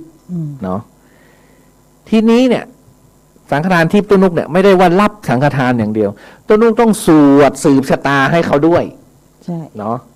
สวดคาถาเงินล้านอีก9 จบถึงจะมากล่าวคำถวายสังฆทานทิพย์เสร็จแล้วพอเรากล่าวคำถวายสังฆทานทิพย์ปุ๊บเสร็จก็ต้องถวายสังฆทานทีเนี้ยมันก็เลยญาติโยมก็เป็นเน็บไงนั่งนานไงเมื่อยทีนี้ไอตอนที่มันอธิษฐานเสร็จนะมันก็เกือบประมาณ11 โมงแล้วนะ11:15อย่างเงี้ยคือถ้ารอโยมแบบค่อยๆยกพระพุทธรูปสังฆทานชุดที่1พระพุทธบูชาพระพุทธเจ้าผู้เป็นตัวแทนพระอาจารย์จะบรรยายอย่างนี้ไงอาจารย์ท่านเก่งบรรยายอยู่แล้วไงแต่เราไม่ได้เก่งอย่างนั้นชุดที่2พระธรรมความจริงที่พระพุทธเจ้าทรงตรัสรู้อะไรอย่างเงี้ยพระสงฆ์เป็นเนื้อนาบุญของโลกอะไรก็คือต้องบรรยายด้วยไงชุดที่3พระสงฆ์ใช่ไหมชุดที่4พ่อแม่ชุดที่5ครูบาอาจารย์ชุดที่6เจ้ากรรมนายเวรชุดที่6เจ้าที่เจ้าทางเทวดารักษาตัวชุดที่7เจ้ากรรมนายเวรเนี่ยต้องอธิบายด้วยไงทีนี้คนที่อธิบายได้คือตุเขมนั่นเองอธิบายได้ต้นนุกอธิบายได้แต่ว่าตุกก็เหนื่อยแล้วไงมันเหนื่อยแล้วมันเหนื่อยแล้วเพราะความที่เราไม่ได้เหมือนกับเราไม่ได้ขึ้นครูอ่ะคือครูท่านไม่ได้อนุญาตให้ทำอ่ะเข้าใจไหมประมาณนั้นอ่ะเราก็ไม่ทำไงก็ที่จริงอ่ะท่านไปทำที่ทรัพย์ประทานพรท่านไม่เคยทำสัตตสังฆทานที่วัดฝายหินนะที่ธรรมสถานนะท่านจะทำที่นู่นเท่านั้นเพราะท่านคล้ายๆกับว่าท่านก็จะช่วยที่นู่นอ่ะตอนที่ท่านไปอยู่นะเพราะนั้นเราก็เลยว่าสัตตสังฆทานเนี่ยขอให้เป็นหน้าที่ของสัพพทานพรเถอะ เนาะแต่ถ้าเราจะทำเนี่ย ก็ขอให้ท่านเขมทำเถอะ เพราะว่าตุ้นุกไม่ได้เป็นคนไปเรียนมาเนาะอันนี้ก็เลยบอกแพนด้าอย่างนี้นะว่ามันมีที่มาที่ไปอย่างนี้เนาะแล้วก็ส่วนคนที่อยากจะโอนสังฆทานทิพย์คืออยู่ไกลไงอยู่ไกลคือคุณเลียวเขาไลฟ์สดแล้วก็เขาไลฟ์สดแล้วก็แพนด้าก็มาฟังนะแพนด้าก็มาฟังลูกศิษย์แพนด้าพระอาจารย์เนี่ยเขาก็มาฟังเพราะเขาติดตอนกลางคืนเขาฟังเทศตลอดไงเขาฟังทำตลอดแล้วเหมือนมีอะไรที่มันขาดไปอ่ะพอคุณเลียวเขาไลฟ์เรื่องพระอาจารย์ไงเขาก็อ๋อคือเรารู้จักคือแพนด้าเขารู้จักพระอาจารย์เพียงที่ว่าพระอาจารย์อยู่เชียงใหม่นะอยู่ฝายหินเป็นผอ.ธรรมสถานอะไรต่างๆเนี่ยแต่ว่าคุณเลียวเขาเล่าแบบเชิงลึกไงเชิงที่เขาแบบเกิดก่อนอ่ะแกเขาก็เลยเล่าเลยในจุดที่เขาสัมผัสพระอาจารย์ตุนุกก็เล่าในส่วนที่ตุนุกสัมผัสพระอาจารย์คือต่างคนต่างช่วยกันเล่าให้ลูกศิษย์ได้รับรู้นะได้รับรู้ว่าพระตัวตนพระอาจารย์น่ะเป็นยังไงคือมันแต่ละมุมของพระอาจารย์ใช่เพราะพระอาจารย์จะมีหลายมุมไงประมาณนั้นพระอาจารย์อยู่กับตุนุกก็จะเป็นอีกมุมหนึ่งอยู่กับเลียวก็จะเป็นอีกมุมหนึ่งอันนั้นก็จะตีรันฟันแทงอยู่กับละออก็จะเป็นอีกมุมหนึ่งเป็นลูกศิษย์เป็นห่วงใยอะไรอย่างเงี้ยกับทุกเข็มก็จะเป็นอีกมุมหนึ่งทุกเข็มเนี่ยเป็นลูกรักเพราะว่าอายุอานามก็ได้เพราะเขาทุกเข็มนี่อยู่กับพระอาจารย์ตั้งแต่เป็นเนนน้อยตั้งแต่เป็นสามเณรใช่เป็นเนนน้อยแล้วท่านจะไปเล่าที่ไหนท่านก็จะเล่าท่านจะชมทุกเข็มลูกท่านรักเหมือนลูกใช่แล้วมีอะไรนะพระอาจารย์จะบอกทุกเข็มหมดนะเขาจะเล่ากันหมดแล้วก็กุญแจที่เป็นความลับกุญแจตู้ของมีค่าอะไรของพระอาจารย์ญาติยังไม่รู้นะคะตู้เข็มจะเป็นคนถือหมดใช่ทุกเข็มจะรู้หมดจะบอกมีความลับลมคมในอะไรทุกเข็มจะรู้เพราะพระอาจารย์จะมาเล่าให้ลูกฟังแล้วก็เขาจะพูดคำหนึ่งว่าลูกข้าเพราะคำจานมันไม่ไปไหนไงลูกข้ามาถึงก็นะอยู่ตลอดอ่ะลูกข้าแล้วคำจานมันไม่ขัดใจพระอาจารย์ลูกข้าเรานี่บางทียังขัดใจนะอันนี้ก็ขัดค่ะถ้าไม่ถูกต้องก็ขัดแต่คำจานมันไม่ขัดใจพระอาจารย์ตามใจอาจารย์ชอบแย่บางทีเขาเดินมาว่าอะไรนะอีแม่เจ้าแม่กาลีพระอาจารย์ก็ยักษ์กันแหละก็เลยว่าพระอาจารย์ก็ยักษ์นั่นแหละมาว่าค่ะพระอาจารย์ว่าหนูแล้วก็ต่างคนต่างก็แยกย้ายกันไปแค่นั้นแล้วคำจันทร์เขาจะถวายนวดเขาจะถวายโกนปงผมอะไรต่างๆเนี่ยเขาจะมาในอย่างอุปถากใกล้ชิดเพราะเป็นลูกเนี่ยเพราะว่าท่านว่าคือเนนสมัยรุ่นคำจันทร์ไม่มีแล้วนะไม่มีแล้วศึกไปกันหมดแล้วนะเนนรุ่นคำจันทร์นี่ไม่มีแล้วก็ตั้งแต่เนนน้อยเราก็เห็นมาตั้งแต่เป็นเด็กน้อยใช่ทีนี้ท่านก็คืออะไรหลายอย่างตู้บางตู้ที่เปิดไม่ได้น่ะต้องไปขอคำจันทร์นะคำจันทร์ถึงจะเปิดได้แล้วเขาจะรู้เรื่องหมดของพระอาจารย์เขาก็รู้บางเรื่องของพระอาจารย์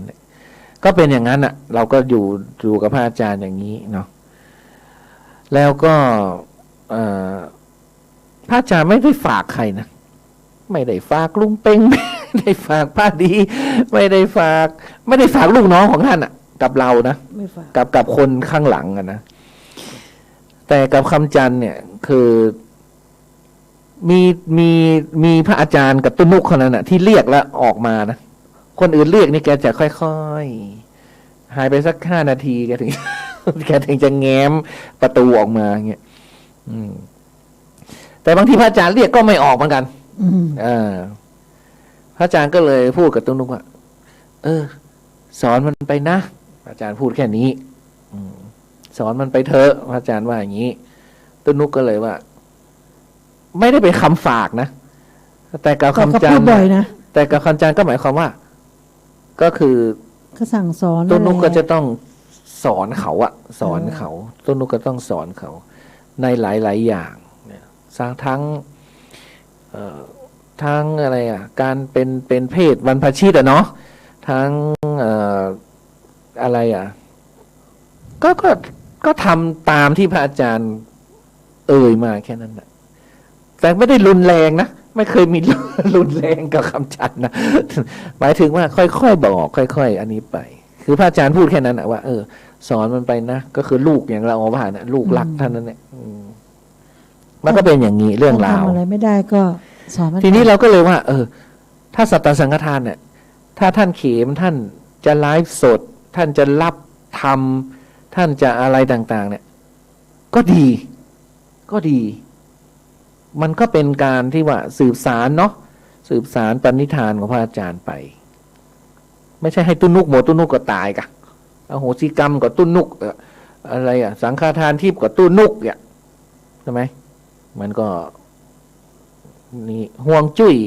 ดูแลก็ตุ้นุกอย่างมันก็เยอะแยะแล้วมันก็แบ่งกันไปสินะทีนี้ก็เลยตัวเราก็ประชุมกันเนาะวันนั้นเนาะว่าเนี่ยประชุมหลายเรื่องแล้วไม่เรื่องเราจะเปิดร้านกาแฟไงเราก็ว่าร้านกาแฟเนี่ยเราไม่ได้ว่าโอ้โหหวังร่ำหวังรวยอะไรล่ะแต่ว่าเปิดเพื่อว่าค่อยๆดึงคนน่ะใช่ไหมเราไม่สามารถจะดึงแบบเอาธรรมะดึงเหมือนพระอาจารย์อ่ะใช่ไหมเราไม่ใช่ว่าโอ้โหเทศจนประทับใจจนโอ้โหคนตามมาธรรมสถานอย่างนี้ที่ไหนล่ะเราก็ต้องเอากาแฟเขาล่อก่อน ใช่ไหมเอาอาหารเขาล่อก่อนแต่เราก็ยังไม่ได้บอกว่าณตอนนี้เป็นแผนตอนนี้ยังเป็นที่โล่งเปล่าอยู่แล้วก็มาเจอโควิดอีกคือก็ต้องยาวหยุดยาวเราต้องให้100 วันพระอาจารย์ไปเรียบร้อยแล้วละออก็มาเปลยตลอดว่าละออก็แก่ตัวลงทุกวันการที่หอบของไปขายหลังมอเนี่ยก็เริ่มที่จะไม่ไหวเธอจะร้องไห้ทำไมดราม่าใช่ไหมละออพูดกับฉันได้ไหมบอกว่าเนี่ยละออแก่แล้วไม่อยากจะพูดออกใหม่เลย สตรอเบอรี่เลยเกินนะละออก็มาบอกเราก็เห็นด้วยว่าก็ที่เราก็มีจะไปขายทำไมมันเสียค่าเช่าใช่ไหมแล้วก็มันก็ต้องหอบรถหอบลาไปใช่ไหมก็ต้องเสียค่าน้ำมันอะไรต่างๆเปิดมันซะตรงนี้แหละเนาะข้างๆเราเขายังขายได้ เราก็ต้องขายได้สิใช่ไหมก๋วยจั๊บเขายังขายได้เหรอเราก็ต้องขายได้สิอะไรเงี้ยก็เลยคิดกันว่าเราเปิดร้านกาแฟกันดีกว่าแต่ทีนี้ห่วงจุ้ยของเราเนี่ยมันยังไม่พร้อมนะห่วงจุ้ยสำคัญนะธรรมสถานเราห่วงจุ้ยเสียแบบเสียชนิดที่ว่าที่อยู่ได้ทุกวันนี้คือบุญน่ะเสียยับเสียเยิน แค่เลขที่ก็ย่ำแย่67 หมู่ 67นี่ก็โหศัตรูทุกรอบด้านประตูอะไรนะเขาห้ามประตูตรงกันทุกบานเลยธรรมสถานอะไรอีกเขาห้ามหลังคาเกยกันหมดใบไม้เต็มทับถมน้ำตกเขาห้ามไหลออกมันเหมือนกับเอาโชคให้คนอื่นเนาะไหลออกหมดจ้ะไม่มีเหลืออะไรที่มันไม่ใช่คือธรรมสถานเป็นหมดคือยังงงว่าต้องคนยังไงว่าอยู่ธรรมสถานได้ทุกวันเนี่ยก็เป็นคุณคนอย่างเงี้ยเนาะก็คนอย่างเงี้ยเนาะคนอย่างพวกเราดื้อดึงถึงอยู่ได้ไงถึงอยู่ได้ไงใครก็อยู่แบบจริงๆนะก็อยู่แบบไม่สนกันอ่ะต่างคนต่างอยู่อย่างนั้นถ้าสนกันก็คือปวดหัวนะปวดหัวก็อยู่กันขนจอกคนแจงไปแม้แต่ตุ้นุกเนี่ยเห็นละออเสียบหมาล่าอยู่ตุ้นุกก็ไปทักนะบางทีก็เห็นไกลๆแค่นั้นแหละคือมันเหมือนกับว่าโลกส่วนทุกคนมันเป็นโลกส่วนตัวไงใช่แล้วนิสัยแต่ละคนที่อยู่ธรรมสถานคือโลกส่วนตัวนะมันคนประเภทเดียวกันอยู่ด้วยกันคือมุมใครมุมมันนอกจากว่าเวลาที่มันแบบอยากจะมาเจอกันก็คือเจอกันถ้าไม่เจอกันก็คือมุมใครมุมมันตอนนี้ตุ้นุกก็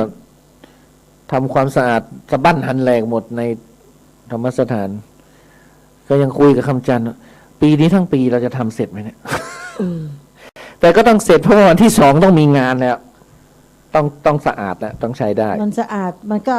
ผักชีโรยหน้าหรือตรงนี้ไปโปะตรงนั้นนะคะ ก็ให้มันมีที่อยู่ไปก่อนเนาะให้มันมีที่อยู่ที่กินอะไรกัน พอ ไป เสร็จงานปุ๊บไอ้ที่หมกไว้อะก็ต้องมาเคลียร์อีก คือคนมาจะได้แบบ คือเอาจริงๆนะทุกที่น่ะห่วงจุ้ยที่ดีที่สุดคือสะอาดก่อน อืม นะขอให้สะอาดไว้ก่อน สะอาดสว่าง เดี๋ยวสงบมันมาเองนะอันนี้ครูบาน้อยสอนตัวนุกนะครูบาน้อยบอกเลยว่าที่วัดศรีดอนมูลแกเนี่ยนะเน้นท่านว่าอย่างนี้เลยนะเน้นเรื่องความสะอาด ขอให้สะอาดไว้ก่อน คนมันจะเข้าเอง ใช่ ขอให้สะอาดเถอะ เดี๋ยวคนมันมาเอง พระอาจารย์ทรงพลก็บอกมา สะอาด ใช่ไหม ใช่ เดี๋ยวมันคนมันมาเอง สะอาดแล้วคนมาเอง ถ้าสะอาดและโล่งเนี่ยนะมันจะสงบแล้วคนจะมา ทำไมฉันหายใจติดขัดเนี่ยโควิดกินตรงเนี่ยไม่ใช่หรอกวันนี้ทำความสะอาดคือฝุ่น ฝุ่นเยอะ ฝุ่นตั้งแต่1 ถึง 100อ่ะไม่ใช่ PM25 นะ PM 1 ถึง 100 วันนี้เจอฝุ่น จามจนแบบละออจะไข้ขึ้นเลย ฝุ่น ต้องใส่แมสฝุ่นเยอะมา ฝุ่ ก นมากๆนะแล้วก็นี่แหละทีนี้เขาเลื่อนชาปนกิจแล้วก็มีเวลาทำอะไรได้อีกหน่อยนึงอะนะ อืม ทั้งอาจจะพิมพ์หนังสือตอนแรกคือ จะพิมพ์ดีไม่พิมพ์ดีเนาะเพราะว่าเขาก็กลัวว่าหนังสือไม่ถูกไม่เป็นที่นิยมแล้วเนาะทีนี้พี่เอิญเขาก็ทำเป็นคลิปนะเป็นคลิปแจก อาจจะไลฟ์ซีดีก็ยังไม่ค่อยมีคนใช้ละเดี๋ยวนี้ เขาไม่มีใคร ทีนี้ก็เลยจะทำเป็น QR code QR code แล้วก็สแกนแล้วก็ไปดูใน YouTube เอา ใช่ เป็นประวัติพระอาจารย์อะไรต่าง ก็วันนั้นบอกว่าทำแผ่นซีดีเราก็ยังงงเครื่องเล่นซีดี ๆ คือซีดีให้กับคนเท่าคนเถิบไง คน ให้คนเท่าไปเดี๋ยวนี้เครื่องมันไม่มีไง เข้าใจก่อนเครื่องซีดีมันไม่มี ต้องเป็นก็เลย แว กันเลยตั้มเนวเนาะแฮนดี้ไดนะ เครื่องมันไม่มีแล้ว แฮนดี้ไดก็ไม่แพงนะ สู้แบบว่าทำแล้วลง YouTube อ่ะ ก็ได้ ให้คนเดี๋ยวนี้คนเฒ่าคนแก่เปิด YouTube แต่ว่านะคะ มันจะไม่มีอะไรที่มันติดไม้ติดมือไง อ่า แต่ทีนี้ตุ้นุก็เลยว่าพระเครื่องพระอาจารย์เนี่ยพระพุทธเนื้อพรมอะไรพระอะไรของท่านมีอยู่ ทีนี้เราจะเอาไว้ถวายเฉพาะพระทั้งผู้ใหญ่ไม่ผู้ใหญ่นะ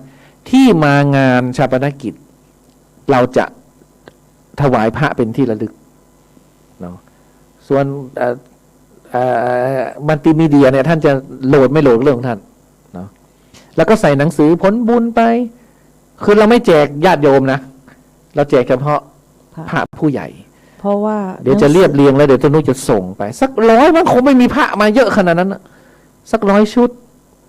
ตอนไหนตอน100 วันน่ะเหรอ ตอนชาปนกิจไง อ๋อเพราะว่าหนัง เดี๋ยว สือเราก็ต้องเก็บ จะ เอา มั ไว้ ดเอาโบสวยๆมัดเป็นชุดเหมือนที่เราไปงาน ไว้ถวายใช่ไหม เหมือนเราไปงานพระผู้ใหญ่เราจะได้หนังสือ ใช่อย่างนั้น เป็นเซตเป็นเซต แจกรูปด้วยก็ได้ อ่า รูปก็มี รูปพระอาจารย์ เยอะแยะ เหมือนที่เราไปนั่นแหละ คือก็จะมีแพ็กเกจไปเลย จะเอารูปที่แกจิ้มขมับนี่ก็ได้ อืม คิดอ่ะสอนให้คิดอ่ะ นี่ก็ ถ้าจะมีโมเมนต์แบบ ท่าน ทุกอย่างอ่ะ ท่านเป็นช่างภาพนะ จับพวกเราไปถ่ายรูปเยอะมากนะแต่ไม่ มี เคยเห็นรูปเลยนะ อยู่สักที่นี่เนี่ย ไม่เคยเห็นรูปเลยอะเราก็อยากเห็นรูปของเราอะ บางทีฉันต้องขอเมมมาเลยบอกพระอาจารย์เอาเมมมาเลยจะเอาไปลงคอม อืม แกก็ห่วงนะ หวงภาพ แต่ มาก ทีนี้เราทวงไงแกก็เลยเอาให้ เราถ่ายละออไปอยู่ๆเดี๋ยวจับมาถ่ายแล้ว แกห่วงทีเดียว มุมนั้นมุมนี้พระอาจารย์ เคล็ดลับการถ่ายรูปของพระอาจารย์คือดูที่ตา เพราะว่าท่านเป็น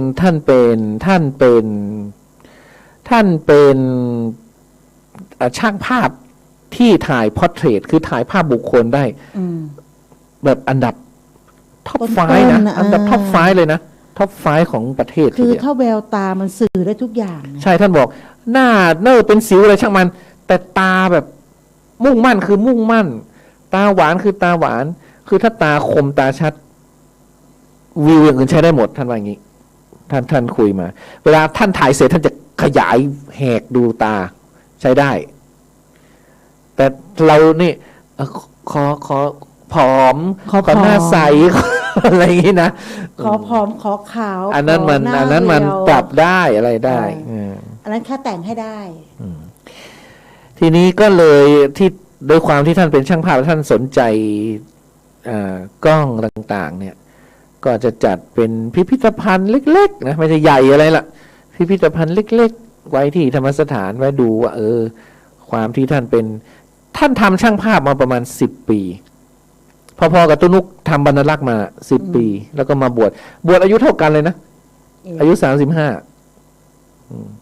ถ้าตุ้นุกตาย60ก็25 พรรษาเท่ากัน เท่ากับพระอาจารย์ แต่ตุ้นุกคิดว่าจะตาย99เหรอ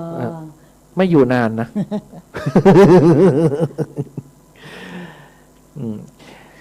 ทีนี้ใครจะโอนเรื่องของสังฆทานทิพย์เนี่ยนะตุ้นุกก็มีบัญชีอยู่แต่ทีเนี้ยไม่อยากให้ให้คือเวลาโอนมาปุ๊บเนี่ยเขาก็อยากเห็นชื่อเขาปรากฏอยู่ในใบสังฆทานทิพย์เข้าใจไหมก็ไม่ต้องบอกตุ้นุกอย่างเช่นเป็นมาสายละอใช่ไหมก็ให้ละอเลยเป็นคนไปเขียนเข้าใจไหมเข้าใจไม่ต้องให้ตุ้นุกเขียนตุ้นุกยังไม่มีเวลาเขียนเลยนะก็เขียนมันจะมีทั้งเสริมการเงินการงานการขายที่ดินธุรกิจอธิษฐานโดยรวมเสริมพลังอุปปรมีอุปปรมัตถบารมีอะไรเนี่ยคำอธิษฐานเขาจะยาวเหยียดทีนี้ถ่ายเขียนเสร็จก็ถ่ายให้เขากิ๊กก็ส่งไปให้เขาอธิษฐานของเขาแล้วก็ไลฟ์สดก็ไลฟ์อยู่แล้วทุกวันอาทิตย์ก็ไลฟ์อยู่แล้วนะก็อย่างนี้แหละคือพยายามที่อย่าอะไรกับตุ้นุกมากเลยสงสารตุ้นุกเถอะตุ้นุกเป็นพระตัวเล็กๆที่น่าสงสารเนาะผอมแล้วก็หนัก91อย่างเงี้ย เพราะว่าช่วงนี้งานเยอะมากเลยนะตุ้นุกก็เลยเมื่อก่อนไปสอนที่โรงเรียนเชิงดอยนะนี่ยังว่าจะลาออกแล้วไม่ไหวเนี่ยเป็นลบกับนักเรียนเหนื่อยมากทีนี้มันปิดเทอมพอดีไงก็เลยไม่ต้องไปสอนแต่เทอมหน้ายังไม่รู้ว่าจะไปหรือเปล่าทีนี้ก็สงสารเด็กเหมือนกันนะคิดถึงเด็กเหมือนกันนะเด็กก็จะถามตุ้ลุงไปไหนเขาเรียกพระอาจารย์เล็กๆตุ้ลุงพระอาจารย์นุกจริงๆก็เป็นลุงมันได้นะเด็กป .4 อย่างเงี้ยตุ้ลุง4 ป .5 อย่างเงี้ยตุ้ลุงไงตายแล้วพระอาจารย์ดีละเหมือนพระอาจารย์สมบูรณ์ไล่กูเรียกตุ้ลุงออกวัดเป็นอย่างนี้พูดไปพูดมาเที่ยง25แล้วเรามีเรื่องหลอนใช่ไหมล่ะเข้าไม่ได้เสียใจด้วยอันนี้สิรีเฟซสิไม่ก็เล่าเรื่องปฏิบัติธรรมไงได้ปฏิบัติธรรมฟังเพลงสักเพลงไหมมีเพลงเหรอมีไหมสักเพลงไหมแก้มนางดังนั้นแดงกว่าใครไหมได้เนาะ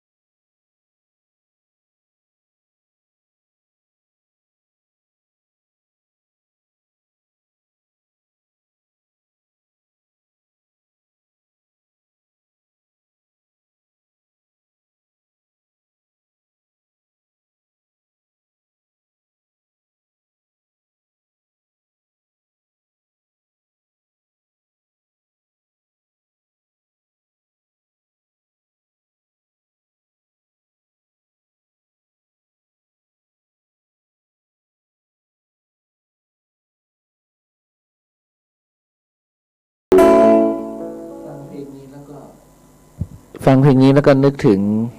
ตอนฝนตก ไม่ใช่ นึกถึง มันมีสายการบินหนึ่งเขาเปิดเพลงเนี่ยบนเครื่องบินอะ อะไร อยากบินแล้วเนี่ย ไม่ฟังเพลงนี้แล้วมันหลับไม่ไหว เพราะว่าเพลงนี้มันคือ พาเธอล่องลอยไปไง ใช่ มัน มันสายการบินอะไรไม่รู้จำไม่ได้ นั่งรายการสายการบิน ชอบเพลงนี้มาก เพราะว่าฟังแล้วมันเพลิน ไม่แล้วเพลงนี้ไปเปิดบนเครื่องบินนั้นเปิงอ่ะ เปิ้งอะ ฝากจะพาเธอล่องลอยไปบนนภาสุดขอบฟ้าหัวใจ ฉันนึกว่า สายการบินนี่มันจ้างเขาแต่งเพลง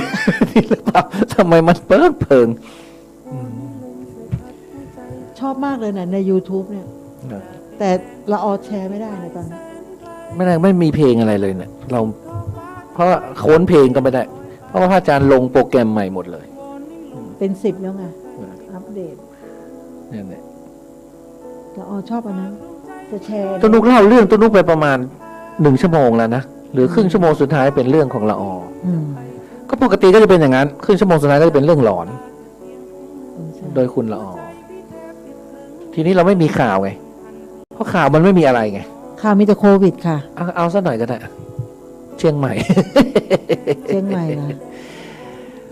นี่กระหมุนอยู่เนี่ยเห็นไหม ขณะที่เชียงรายเขาบอกข้องใจผลตรวจเชื้อหลังเช็คข้อมูลออนไลน์พบข้อมูลขัดแย้งเนี่ยฉันก็เลยไม่ไปตรวจไงฉันอาจจะเป็นแล้วก็ได้ หนุ่มเชียงรายเครียดโรงพยาบาลเอกชนแจ้งผลตรวจโควิดผิดพลาดต้องไปอยู่ร่วมกับผู้ป่วยถึง2 คืนร้อนกว่าเดิม จากที่ไม่ติดไปติดที่นู่น เพราะผลตรวจไม่แน่นอนไง ไม่แน่นอน ฉันก็เลยไม่ตรวจ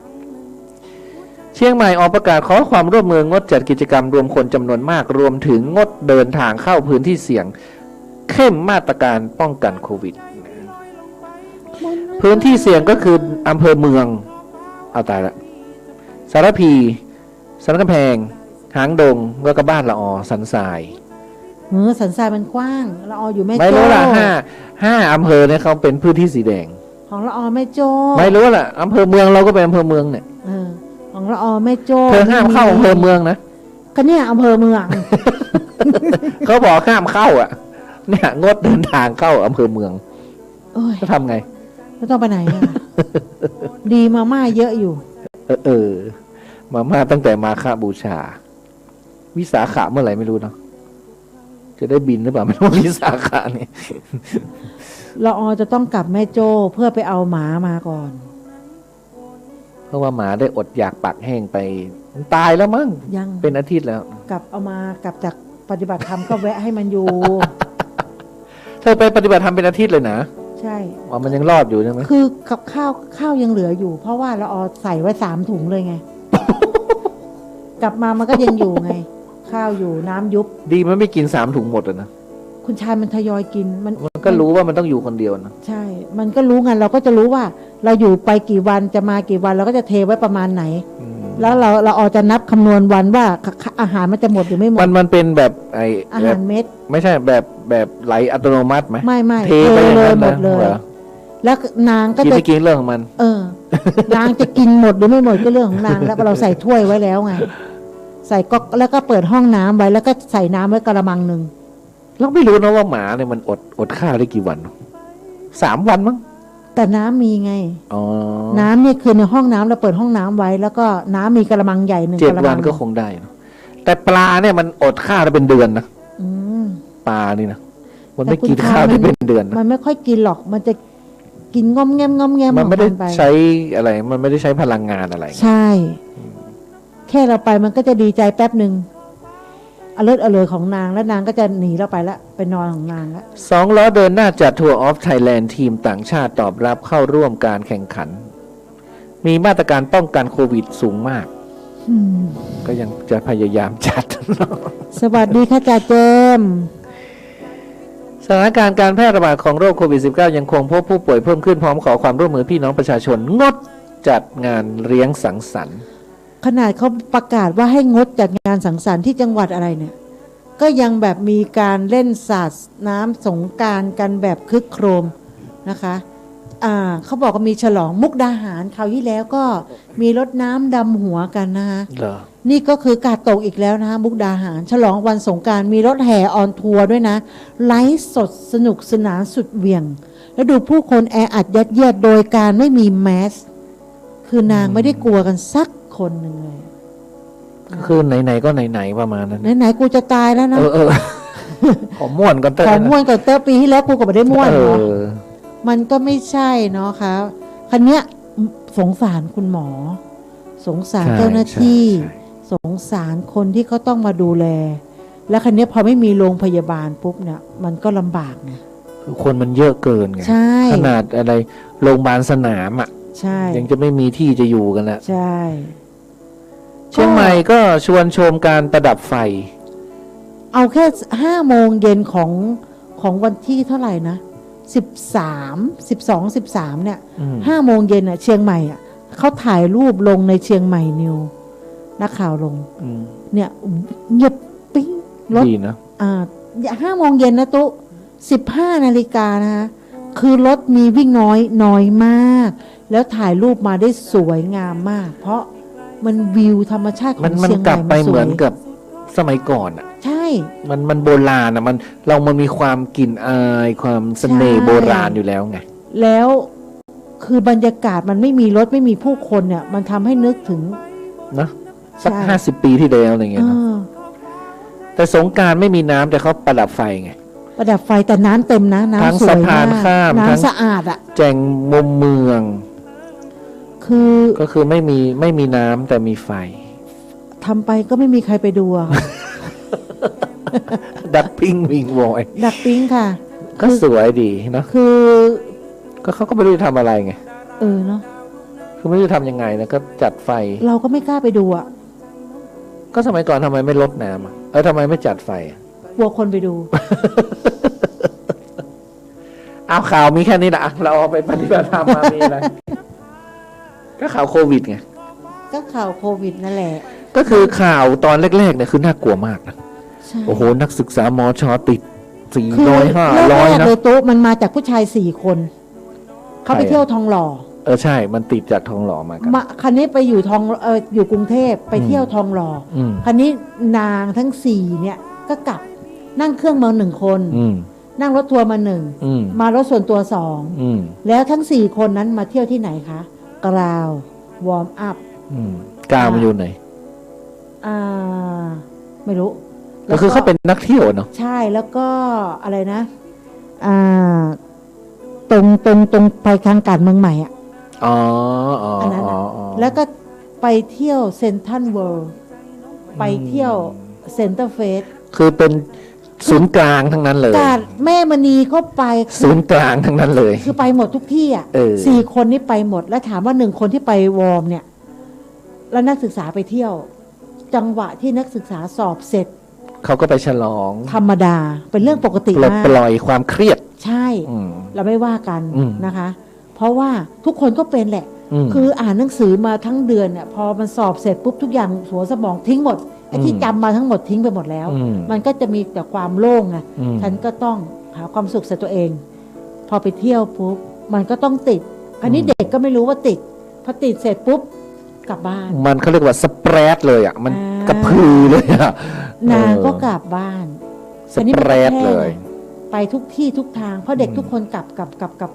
บหมด นะ เพราะ4 คนนั้นเที่ยวทุกที่ นักศึกษาคณะแพทย์เพิดอะไรก็ติดกันไปหม ใช่ ด คณะแพทย์ยิ่งเรียนหนักไง โชคดีในไทม์ไลน์เขาเนี่ย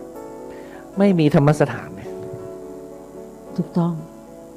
ก็ดี แล้วก็ เนอะ โชคดีอีกที่ไม่มีไทำลายที่เขาไปนั่งกินหมูกระทะที่ละออไปนั่ง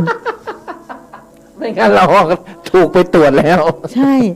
อ่านกันอยู่ที่วัดหูตายทำลายฉันมีหมูกระทะร้านนี้ไหม ไทม์ไลน์ อ๋อรอด นี่ฉันก็พยายามเขียนไทม์ไลน์นะนึกไม่ออกเหมือนกัน รอด เพราะไม่ค่อยได้ไปไหน เพราะอยู่ที่ร้าน แล้วพอหยุดปุ๊บประชุมเสร็จปุ๊บไปกิน พี่ป้อมไปหมดเลย โอ้ตายละ ไปกินที่ร้านนี้อ้าว แต่ว่าร้านไม่ดังสิไม่อยู่ในไทม์ไลน์ โชคดีไงตอนแรกจะไปร้านดังไง เออ แล้วคันนี้ไม่มีที่จอดรถ มันควรเต็มใช่ไหม ใช่ไม่มีที่จอดรถเรื่อง เด ก็เลย ชะ เอามอเตอ บุญ ร์ไซ นั่นแห ค์ ละเดชะบุญ ใช่ ก็เลยเอามอเตอร์ไซค์ไปซ้อนอัด3กันไปแค่หลังมอ แล้วร้านเนี้ย ไม่ดัง รอด ดีถ้ามีใครเอ่ยคำว่าวัดไฝหินหรือธรรมสถานแค่นั้นอ่ะ ตาย จบเลยนะ เรา โด เอา น อยู่ ติ วั ด ด เลยนะ เราเอาอยู่วัดนู่นเอาหมาไปไว้นู่นเลย ชัยประการ แต่มันเริ่มเขาเรียกว่า รอบเนี่ยมันมาจากคนเที่ยว มันมาจากคนเที่ยว ใช่ บางคนก็ไปบอกมาจากคนรวยไม่ใช่นะมันมาจากคนเที่ยวคันนี้มันเป็นแค่ในเมืองคันนี้ละออก็ไปที่เชียงดาวเชียงดาวเขาก็จะมีติดบ้าง แต่ว่ามันเป็นที่คันนี้เข้าไปบ้านเพื่อน คนในหมู่บ้านไม่ติดแมสนะใช่ใช่ใช่เขาถือว่าก็เขาก็ทำสวนแล้วก็กลับบ้านเขาไม่ได้ออกนอกพื้นที่เลยใช่เขาผิดอะไรเขาบอกที่เขาโพสต์เขาผิดอะไรละออยังกลัวว่าเขาจะปิดบ้านปิดเมืองแล้วไม่ให้ละออเข้าเพราะละออกลับมาจากปฏิบัติธรรมก็เข้าไปซื้อหมูคือเราก็ไม่อยากข้างทางตุ๊เขาปิดหมดเลยนะค้าขายข้างทางปิดหมดเราก็ไม่อยากเข้าแมคโครโลตัสอะไรห้างดังๆเราก็ไม่อยากจะเข้าเราก็เลยไปในหมู่บ้านนี้ซึ่งเราก็กลัวว่าเขาจะไม่ให้เข้าหมู่บ้านจริงๆแล้วเขาน่าจะปิดปากทางหมู่บ้านด้วยซ้ำเพราะเราเข้าไปปุ๊บเขายังไม่ปิด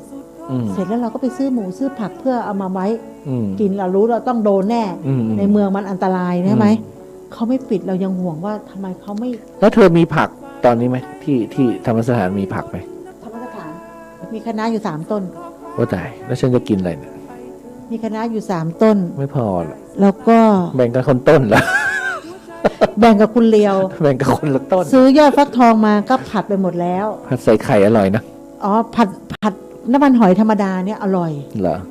แล้วก็มีผัดอะไรอ่ะมันจะมี2แบบนะคือหั่นยาวกับซอย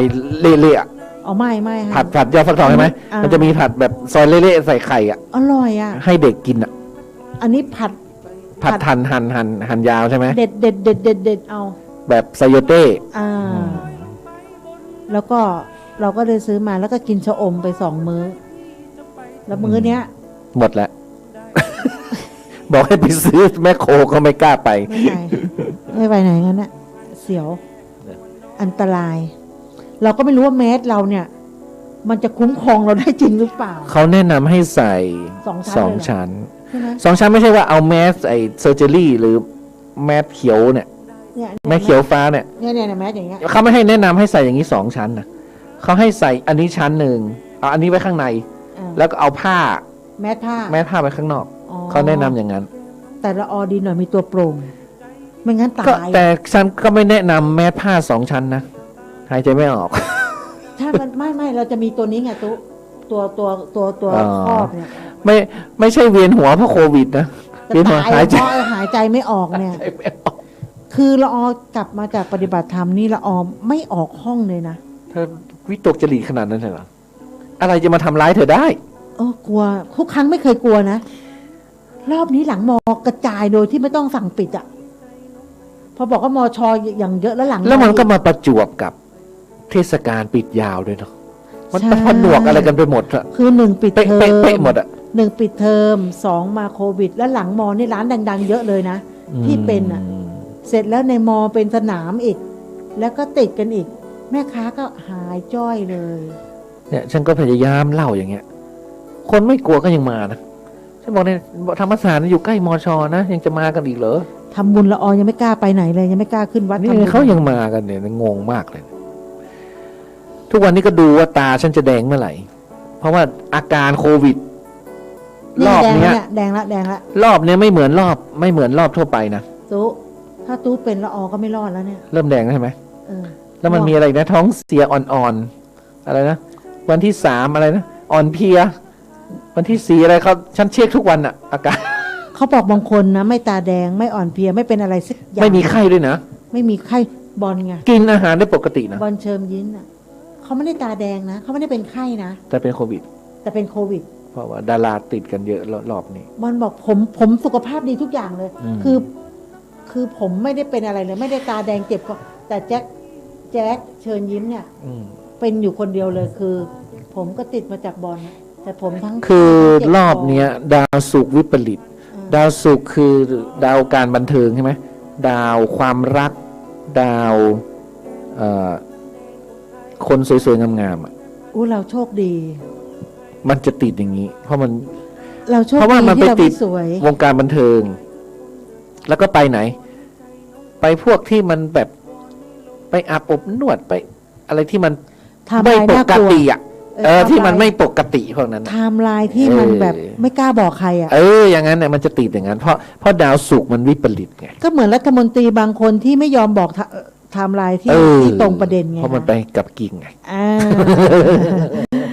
บอกไม่ได้เดี๋ยวบ้านแตกเนี่ยเพราะดาวศุกร์คือความรักหรือกับวงการสวยๆงามๆวงการบันเทิงอะไรมันวิปริตมันเป็นอย่างนั้นเขาเรียกว่าไทม์ไลน์ที่มันทางเปิดเผยไม่ได้ทางเทาที่เปิดเผยมีอะไรที่ไม่ถูกต้องทำนองของธรรมที่เปิดเผยต่อสังคมไม่ได้มันก็จะเป็นแบบนั้นแล้วเธอไปปฏิบัติธรรมแล้วเป็นไงยังไงอุ้ยโชคดีมากนะไปซื้อหมูซื้อผักแล้วไงต่อไปซื้อหมูซื้อผักก็เพื่อไปปฏิบัติธรรมเอารถจอดปุ๊บพระอาจารย์เดินมาต้อนรับคำแรกเลยมึงจะอยู่เป็นเดือนเลยเหรอ5 วันอนุญาต5 วันนะไอ้ที่มึงขนมานี่เป็นเดือนเลยเหรอคือพระอาจารย์ไม่เคยเห็นพวกเราไงรถเนี่ยคือไปไหนเราไม่อดใช่ความอดไม่มีในพวกเราคือเราจะมีปิกนิกไปมีลังนะคะมีอยู่3 ลังลังแรกคือเครื่องครัวลังที่2คือเครื่องนอนลังที่3คือเสื้อผ้านะคะแล้วก็จะมีเต็นท์แล้วเราก็จะมีกับหลังน้ำแข็งไว้สำหรับแช่ของกินเราก็ไม่อยากไปเบียดเบียนพระเนาะเราก็จะมีเต็นท์ของเราแล้วก็ทำกับข้าวเรากินนู่นนี่นั่นท่านก็มายืนมึงมาวัดนี่มึงอดเหรอ เขาก็ยอมให้เราทำ1 วันนะพอวันที่2ท่านไม่ยอมทำไงให้กินข้าวก้นบาทเหรอนึกก้นบาทท่านไม่ให้กินนะเอาเหรอท่านชอบที่จะทำกับข้าวชอบมากท่านจะทำให้เธอเองจริงๆน่ะท่านอยากจะทำแต่ทำให้ฉันบ้างสิท่านจริงๆถ้าเป็นกุ๊กเก่านะเหรอเป็นครูด้วยเป็นกุ๊กด้วยใช่เป็นทุกอย่างนะเป็นทุกอย่างงานเป็นครูสอนภาษาอังกฤษด้วยงานหลักคือครูงานรองคือกุ๊กก็ดูท่าท่านก็คงจะวัดทำเองทุกอย่างทุกเรื่องแล้วคันนี้วันนั้นวันที่2ฝนมันตกท่านก็เลยหัวเราะเยาะให้ย้ายไปอยู่ในครัวให้ทำกับข้าวในครัวเราก็เลยจำเป็นต้องย้ายไปในครัวแต่เราก็เอาปิกนิกของเราไปไม่ยุ่งแก๊สของท่านท่านก็ไปซื้อเราจะทำส้มตำเราท่านมีมะละกอมาขูดกันหยุดสต็อปขูดแล้วนะเครื่องครัวเลี้ยวเกียมจะตำแล้วโทรศัพท์แป๊บเดียวน้องหงเหินแป๊บเดียวทุกอย่างเจ๊หงน้องหงเหินเนรมิตได้ทุกอย่างเลยอาจารย์สั่งแป๊บเดียวส้มตำมาเลยเพียบพระอาจารย์ซื้อมาซะเยอะแล้วพวกหนูจะทานหมดเหรอเรื่องเธอแล้วแกจะสั่งมาอย่างเงี้ยทุกวันแล้วก็ของเรามีไปเนี่ยไม่ต้องอารมณ์เดียวกับพวกเราคือเห็นคนอื่นกินแล้วมีความสุขเนาะและท่านฉันนี่นะเหมือนแมวดมฉันนิดเดียวแล้วเราก็จะไปเจ้ากี้เจ้าการนิมนต์ท่านฉันเช้าฉันเพลท่านก็บอกว่าวันหนึ่งท่านฉันมื้อเดียวหนูทำแล้วท่าน61ท่านก็พอๆกับพระอาจารย์ภาสกรใช่บวชก็ราวเดียวกันนั่นแหละเราก็จะไปนิมนต์ท่านมาฉันเช้าก็ตอนบวชท่าน48แล้วฉันเช้านิดนึงแล้วอร่อยเธอทำกับข้าวอร่อยมากอันนี้ยังไม่ได้ชิมฝีมือตุ๊กอย่าเพิ่งพูดว่าของละอร่อยต้องชิมของตุ๊กก่อนผงชูรสหมดเป็นกิโลแล้วมั้งพระอาจารย์โดนบังคับบอกปกติฉันมื้อเดียวอยู่นี่ฉันโดนบังคับไงแล้วก็ทำเช้าเสร็จพอนั่นปุ๊บท่านหายไปแล้วเพลนจะไม่มาไปนิมนต์เลยนะเดินมาละน้องแนงฉันยังไม่หิวเลยนิมนต์ค่ะพระอาจารย์หนูทำแล้วคือปฏิบัติกันแบบฮาๆนะปฏิบัติธรรมแบบฮาๆไม่เครียดอะไรเท่าไหร่คือช่วงไหนที่แต่ช่วงก็คือเน้นเช้ากลางวันเย็นใช่ไหมช่วงปฏิบัติใช่ก็คือสวดมนต์แล้วก็นั่งสมาธิใช่ไหมตี 4นี่สวดมนต์นะคะสวดมนต์นั่งสมาธิถึงตี 5 ครึ่งตั้งแต่ตี 4เลยนะถึงตี 5 ครึ่งคือการนั่งสมาธิด้วย6 โมงตี 5 ครึ่งแล้วก็จะเดินโอเอเราก็ไปตั้งข้าวหุงข้าวอะไรก็ว่าไปพระอาจารย์ไปบิณฑบาต6 โมงพระเจ้าก็จะไปทำกับข้าวพระอาจารย์มาเสร็จปุ๊บเราก็จัดเตรียมของให้พระอาจารย์ฉันเช้าซึ่งเช้าพระบอกฉันไม่เคยฉันเช้าฉันฉันสายพระอาจารย์ฉันค่ะนางละออนนี่มันบังคับฉันจริงๆเลยก็ฉัน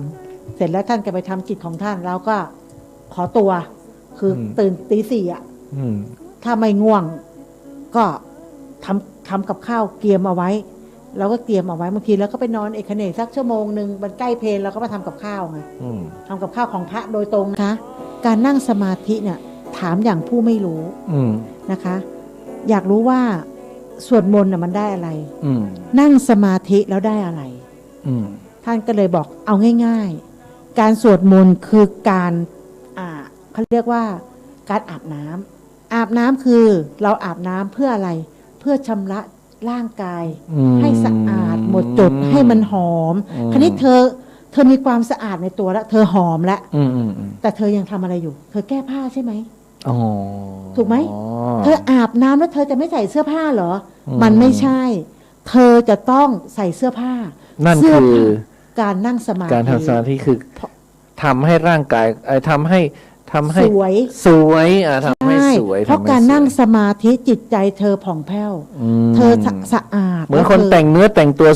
สะสวยเลยใช่เธอสะอาดแล้วเธอต้องสวยแต่งหน้าทาปากแล้วใช่พอเธอสวยปุ๊บจิตใจสะอาดหมดแล้วทุกอย่างมันจะได้ผลมันก็เกิดอานิสงส์มันก็จะได้บุญตรงนั้นก็แล้วคันนี้เราเข้าใจเลยว่าอ๋อคืออย่างนี้นี่เองจากชัยประการมาเชียงใหม่เลยนะใช่เราก็บอกว่าหนูได้สัจธรรมเลยตั้งแต่มาเพราะเราก็ไม่รู้ไงเราก็ทำไมเราก็คล้ายๆกับเราอาบน้ำอยู่บ่อยๆใช่แต่เราไม่ได้แต่งตัวใช่ถ้าคุณอาบน้ำคุณไม่แต่งตัวทุนก็เดินโป๊ไปคุณไม่ได้อะไรนะแต่มีแต่คนว่าเธอไงเธอไม่สวยเธอสะอาดแต่เธอโป๊อยู่เธอยังไม่ครบใช่ไหมการอาบน้ำกับการแต่งตัวมันต้องควบคู่กันแต่ว่าบางคนก็มัวแต่ทำสมาธิไม่คือแต่งตัวอย่างเดียวคือเหม็นไงเหม็นคือไม่ได้สวดมนต์ใช่คือบางคนก็โอ้สมาธิฉันเยอะละไม่ต้องสวดมันก็ไม่ได้มันก็ไม่ครบเพราะว่าถ้าคุณนั่งสมาธิอย่างเดียวคุณไม่ได้แผ่ให้ใครนะใช่ไหมคุณยังไม่ได้ไหว้พระพุทธพระธรรมพระสงฆ์คุณยังไม่ได้คารวะคุณยังไม่ได้น้อมคือมันไม่ครบอะนะความมันองค์สัมมาสัมพุทธเจ้าความลึกซึ้งมันไม่มีท่านสอนแบบตรงใจคราวนี้เราออกก็ถามอีกโอเคได้ละพระอาจารย์คะแล้วถ้าเรานั่งสมาธิเราจะรู้ได้ไงหนูเห็นเพราะหนูเคยเห็นว่าหรือหลายๆที่เขาบอกว่านั่งยานเนี่ยมีชั้น1 2 3 4 5แล้วเราจะรู้ได้ยังไงคะว่าหนูนั่งไปแล้วหนูได้อะไรแล้วนั่งไปแล้วหนูจะรู้ได้ไงว่าหนูอยู่ขั้นที่1ที่2ที่3แล้วใครมาการันตีให้หนูว่าหนูอยู่1 2 3ท่านก็บอกว่าเอาอย่างนี้ตอนนี้อาจารย์จะพูดไม่ได้ถ้าเธอศีลไม่เสมอศีลไม่เสมอกันเนี่ยไม่สามารถจะพูดกันได้นะแต่คราวนี้อาจารย์จะพูดในส่วนตรงที่ฉันคิดว่าพวกเธอศีลได้แค่ไหนไอ้ลึกๆฉันพูดไม่ได้เพราะปฏิบัติมาจะหายหมดมันก็จะมีคำสวดมนต์อยู่คำหนึ่งที่บอกว่าอะไรนะที่บอกว่าตนรู้ได้ด้วยตนเองอันนั้นน่ะคือจำท่องอันนี้ไว้เอหิปัสสิโกโอปนัยโกอะไรพวกนั้นตนเป็นที่พึ่งแห่งตนปัจจตังเวทิตโพวิโยหิติรู้ได้ด้วยตนเองใช่ไหมคะคราวนี้พอรู้ได้ตนเองแล้วทำยังไงครับพระอาจารย์ก็คือการที่สมมุติพระเถระท่านทำมาจนแบบรู้แล้วว่าเป็นท่านจะอยู่ในญาณของท่านเขาจะพูดคุยกันเขาจะรู้ถ้าสมมุติว่าฌานที่5ท่านปฏิบัติอยู่ด้วยกันณห้องนี้ด้วยพระอาจารย์ฌาน5ทั้งหมดเขาจะคุยกันเองเขาจะรู้กันเองเหมือนสอบอารมณ์ตุว่าการสอบอารมณ์ก็คือการที่เขาจะมาถามเราว่านั่งแล้วเป็นยังไงนู่นไม่ให้มันออกนอกลู่นอกทางหรือว่าท่านจะรู้เองว่าเราน่ะอยู่ที่ฌานไหนปฏิบัติขั้นไหนอย่างไรขั้นไหนเขาถึงมีการสอบอารมณ์ใช่ไหมพระอาจารย์ก็จะสอบหนูก็เลยถามว่าพระอาจารย์หนูนั่งแล้วอย่างงู้นอย่างนี้เธอท่านที่1ละพระอาจารย์หนูไปอย่างนี้ท่านที่2เธอยังอยู่แค่นี้นะเพราะเธอยังไปไม่ได้ฉันจะตอบได้เธอแค่นี้แต่ฉันพูดไม่ได้ท่านจะพูดคำว่า1เราก็เป็นคนพูด2นอกนั้นฉันพูดไม่อาจารย์จะพูดไม่ได้เพราะถ้าเกิดว่าอาจารย์นั่งไปแล้วสมมุติอาจารย์ถึง5ถ้าไปพูดกับศีลที่ยังไม่เสมอกันทุกอย่างมันจะ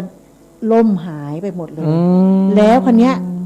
ท่านจะมาเอาใหม่เนี่ยมาให้ได้ใหม่เนี่ยมันยากมาก อืม เหมือนกันแล้วก็เราก็ถามอีกว่าพระอาจารย์ เขาเรียกว่าไอ้ฌานมันตก ใช่ มันตกมันจะต้องเริ่มใหม่ ใช่ ซึ่งยาก เหมือนขึ้นบันไดขั้นที่หนึ่งใหม่เลย ใช่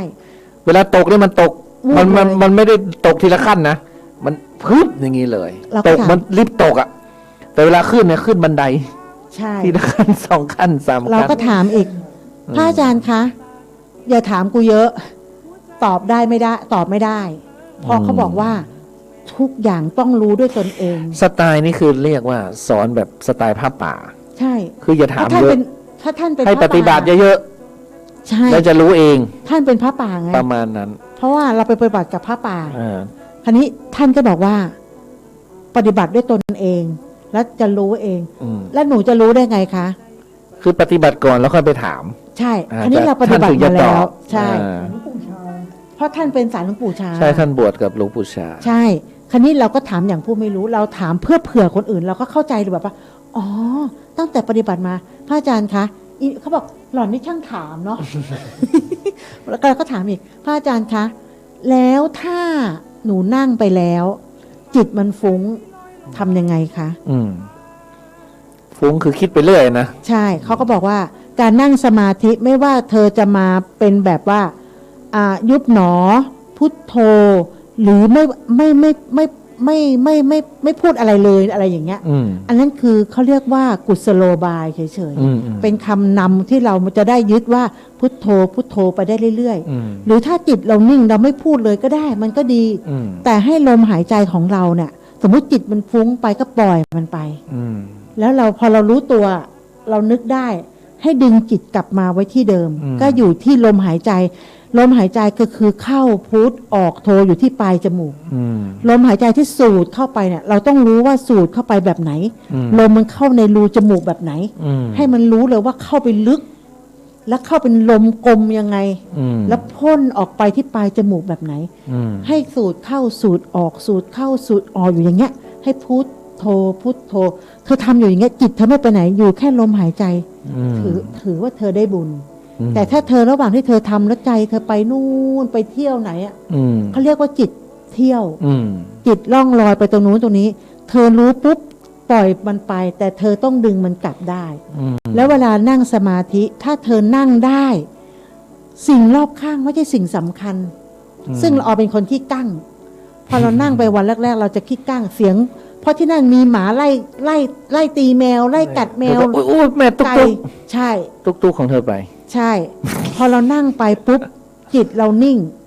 อะไรจะมากระทบกระทั่งเราเนี่ย เราไม่สะดุ้ง อืม เราจะต้องหูเราต้องรู้ อ่า หูต้องได้ยินทุกคือมีสติ อืมอืม ไม่ว่าจะทุกลมหายใจที่เข้าและออก เราต้องรู้สติว่ารอบข้างเราเนี่ย ไม่ใช่หูดับนะ คือรอบข้างเราต้องได้ยิน ต้องรู้ อืมอืม ทุกอย่างต้องรู้ แต่เราไม่ได้ไปกับเขา ใช่ใช่ใช่ จิตเราหูได้ยิน แต่ รู้สิ่งที่มากระทบ ใช่ อืม ต้องรู้ทั้งสองว่า อืม สิ่งที่มากระทบตัวเราคืออะไร แต่ อืม จิตเราต้องอยู่กับที่ เสียงกระทบหูนะ ใช่ ร้อนอ่อนแข็งอะไรกระทบ ใช่ กายอะไรอย่างเงี้ย แล้วถ้าเกิดนั่งสมาธิแล้วเธอนั่งไม่ไหว เธอทนไม่ไหว ไม่ว่าจะเป็นปวดหนอ พุทโธอะไรของเธอก็ว่าไปแล้วแต่เธอเลย อืมอืม ถ้าเธอไม่ไหวเธอก็ค่อยๆยืนสมาธิ โดยการระหว่างที่เธอลุก เธอก็ต้องท่องไปว่า ให้จิตมันนิ่งอยู่กับการพุท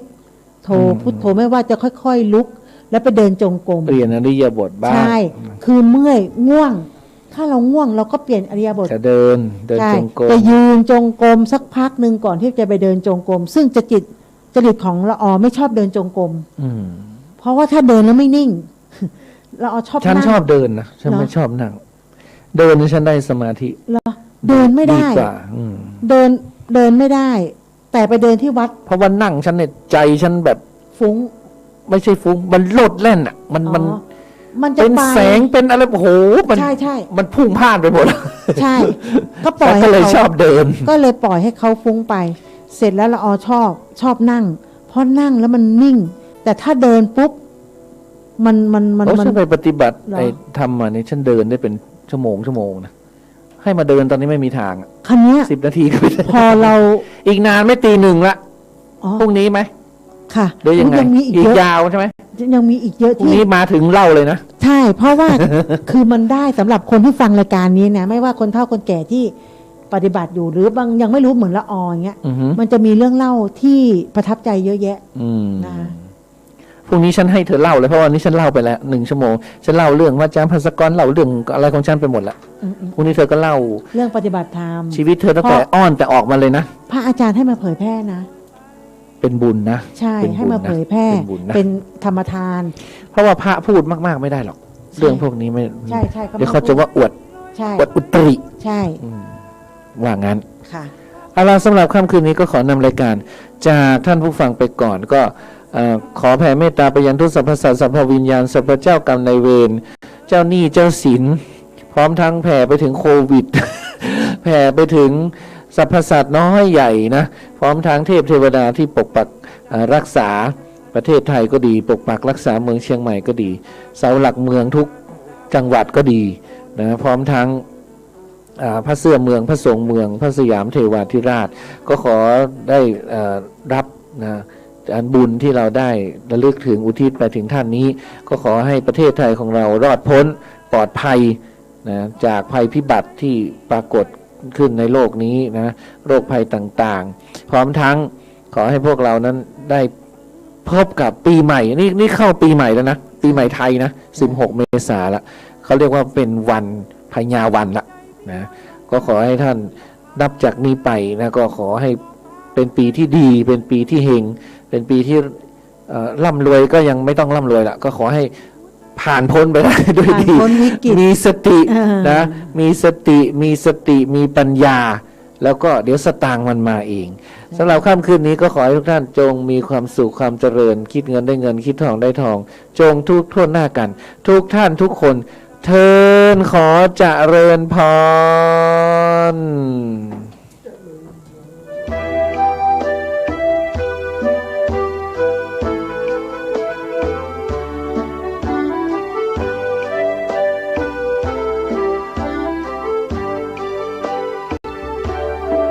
เจริญพรสาธุชนผู้ใจดีอาตมาขอแจ้งข่าวสารงานบุญคือทางวัดของเรากำลังดำเนินการก่อสร้างถาวรวัตถุแต่ทางวัดไม่มีปัจจัยเพียงพอมาสร้างให้สำเร็จได้จึงขอความร่วมมือจากสาธุชนผู้ศรัทธาร่วมกันบริจาคทรัพย์เพื่อร่วมสร้างวัดของเราให้เจริญรุ่งเรืองมั่นคงตลอดไปวอนสาธุชนร่วมกุศลด้วยกันวันนี้ สร้างบารมีสร้างความดีกันโดยทั่วหน้า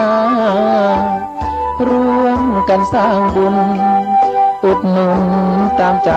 ศรัทธาสร้างกุฏิศาลาสร้างวัดสร้างวาล้ำค่าแผ่นดินวอนสาธุชนสร้างกุศลดังคำเฝ้าวอนฝากเป็นให้โยมของฉันได้ยินผ่านคลื่นเครื่องไฟโบยบินให้โยมคุ้นชินว่าบุญยังรอ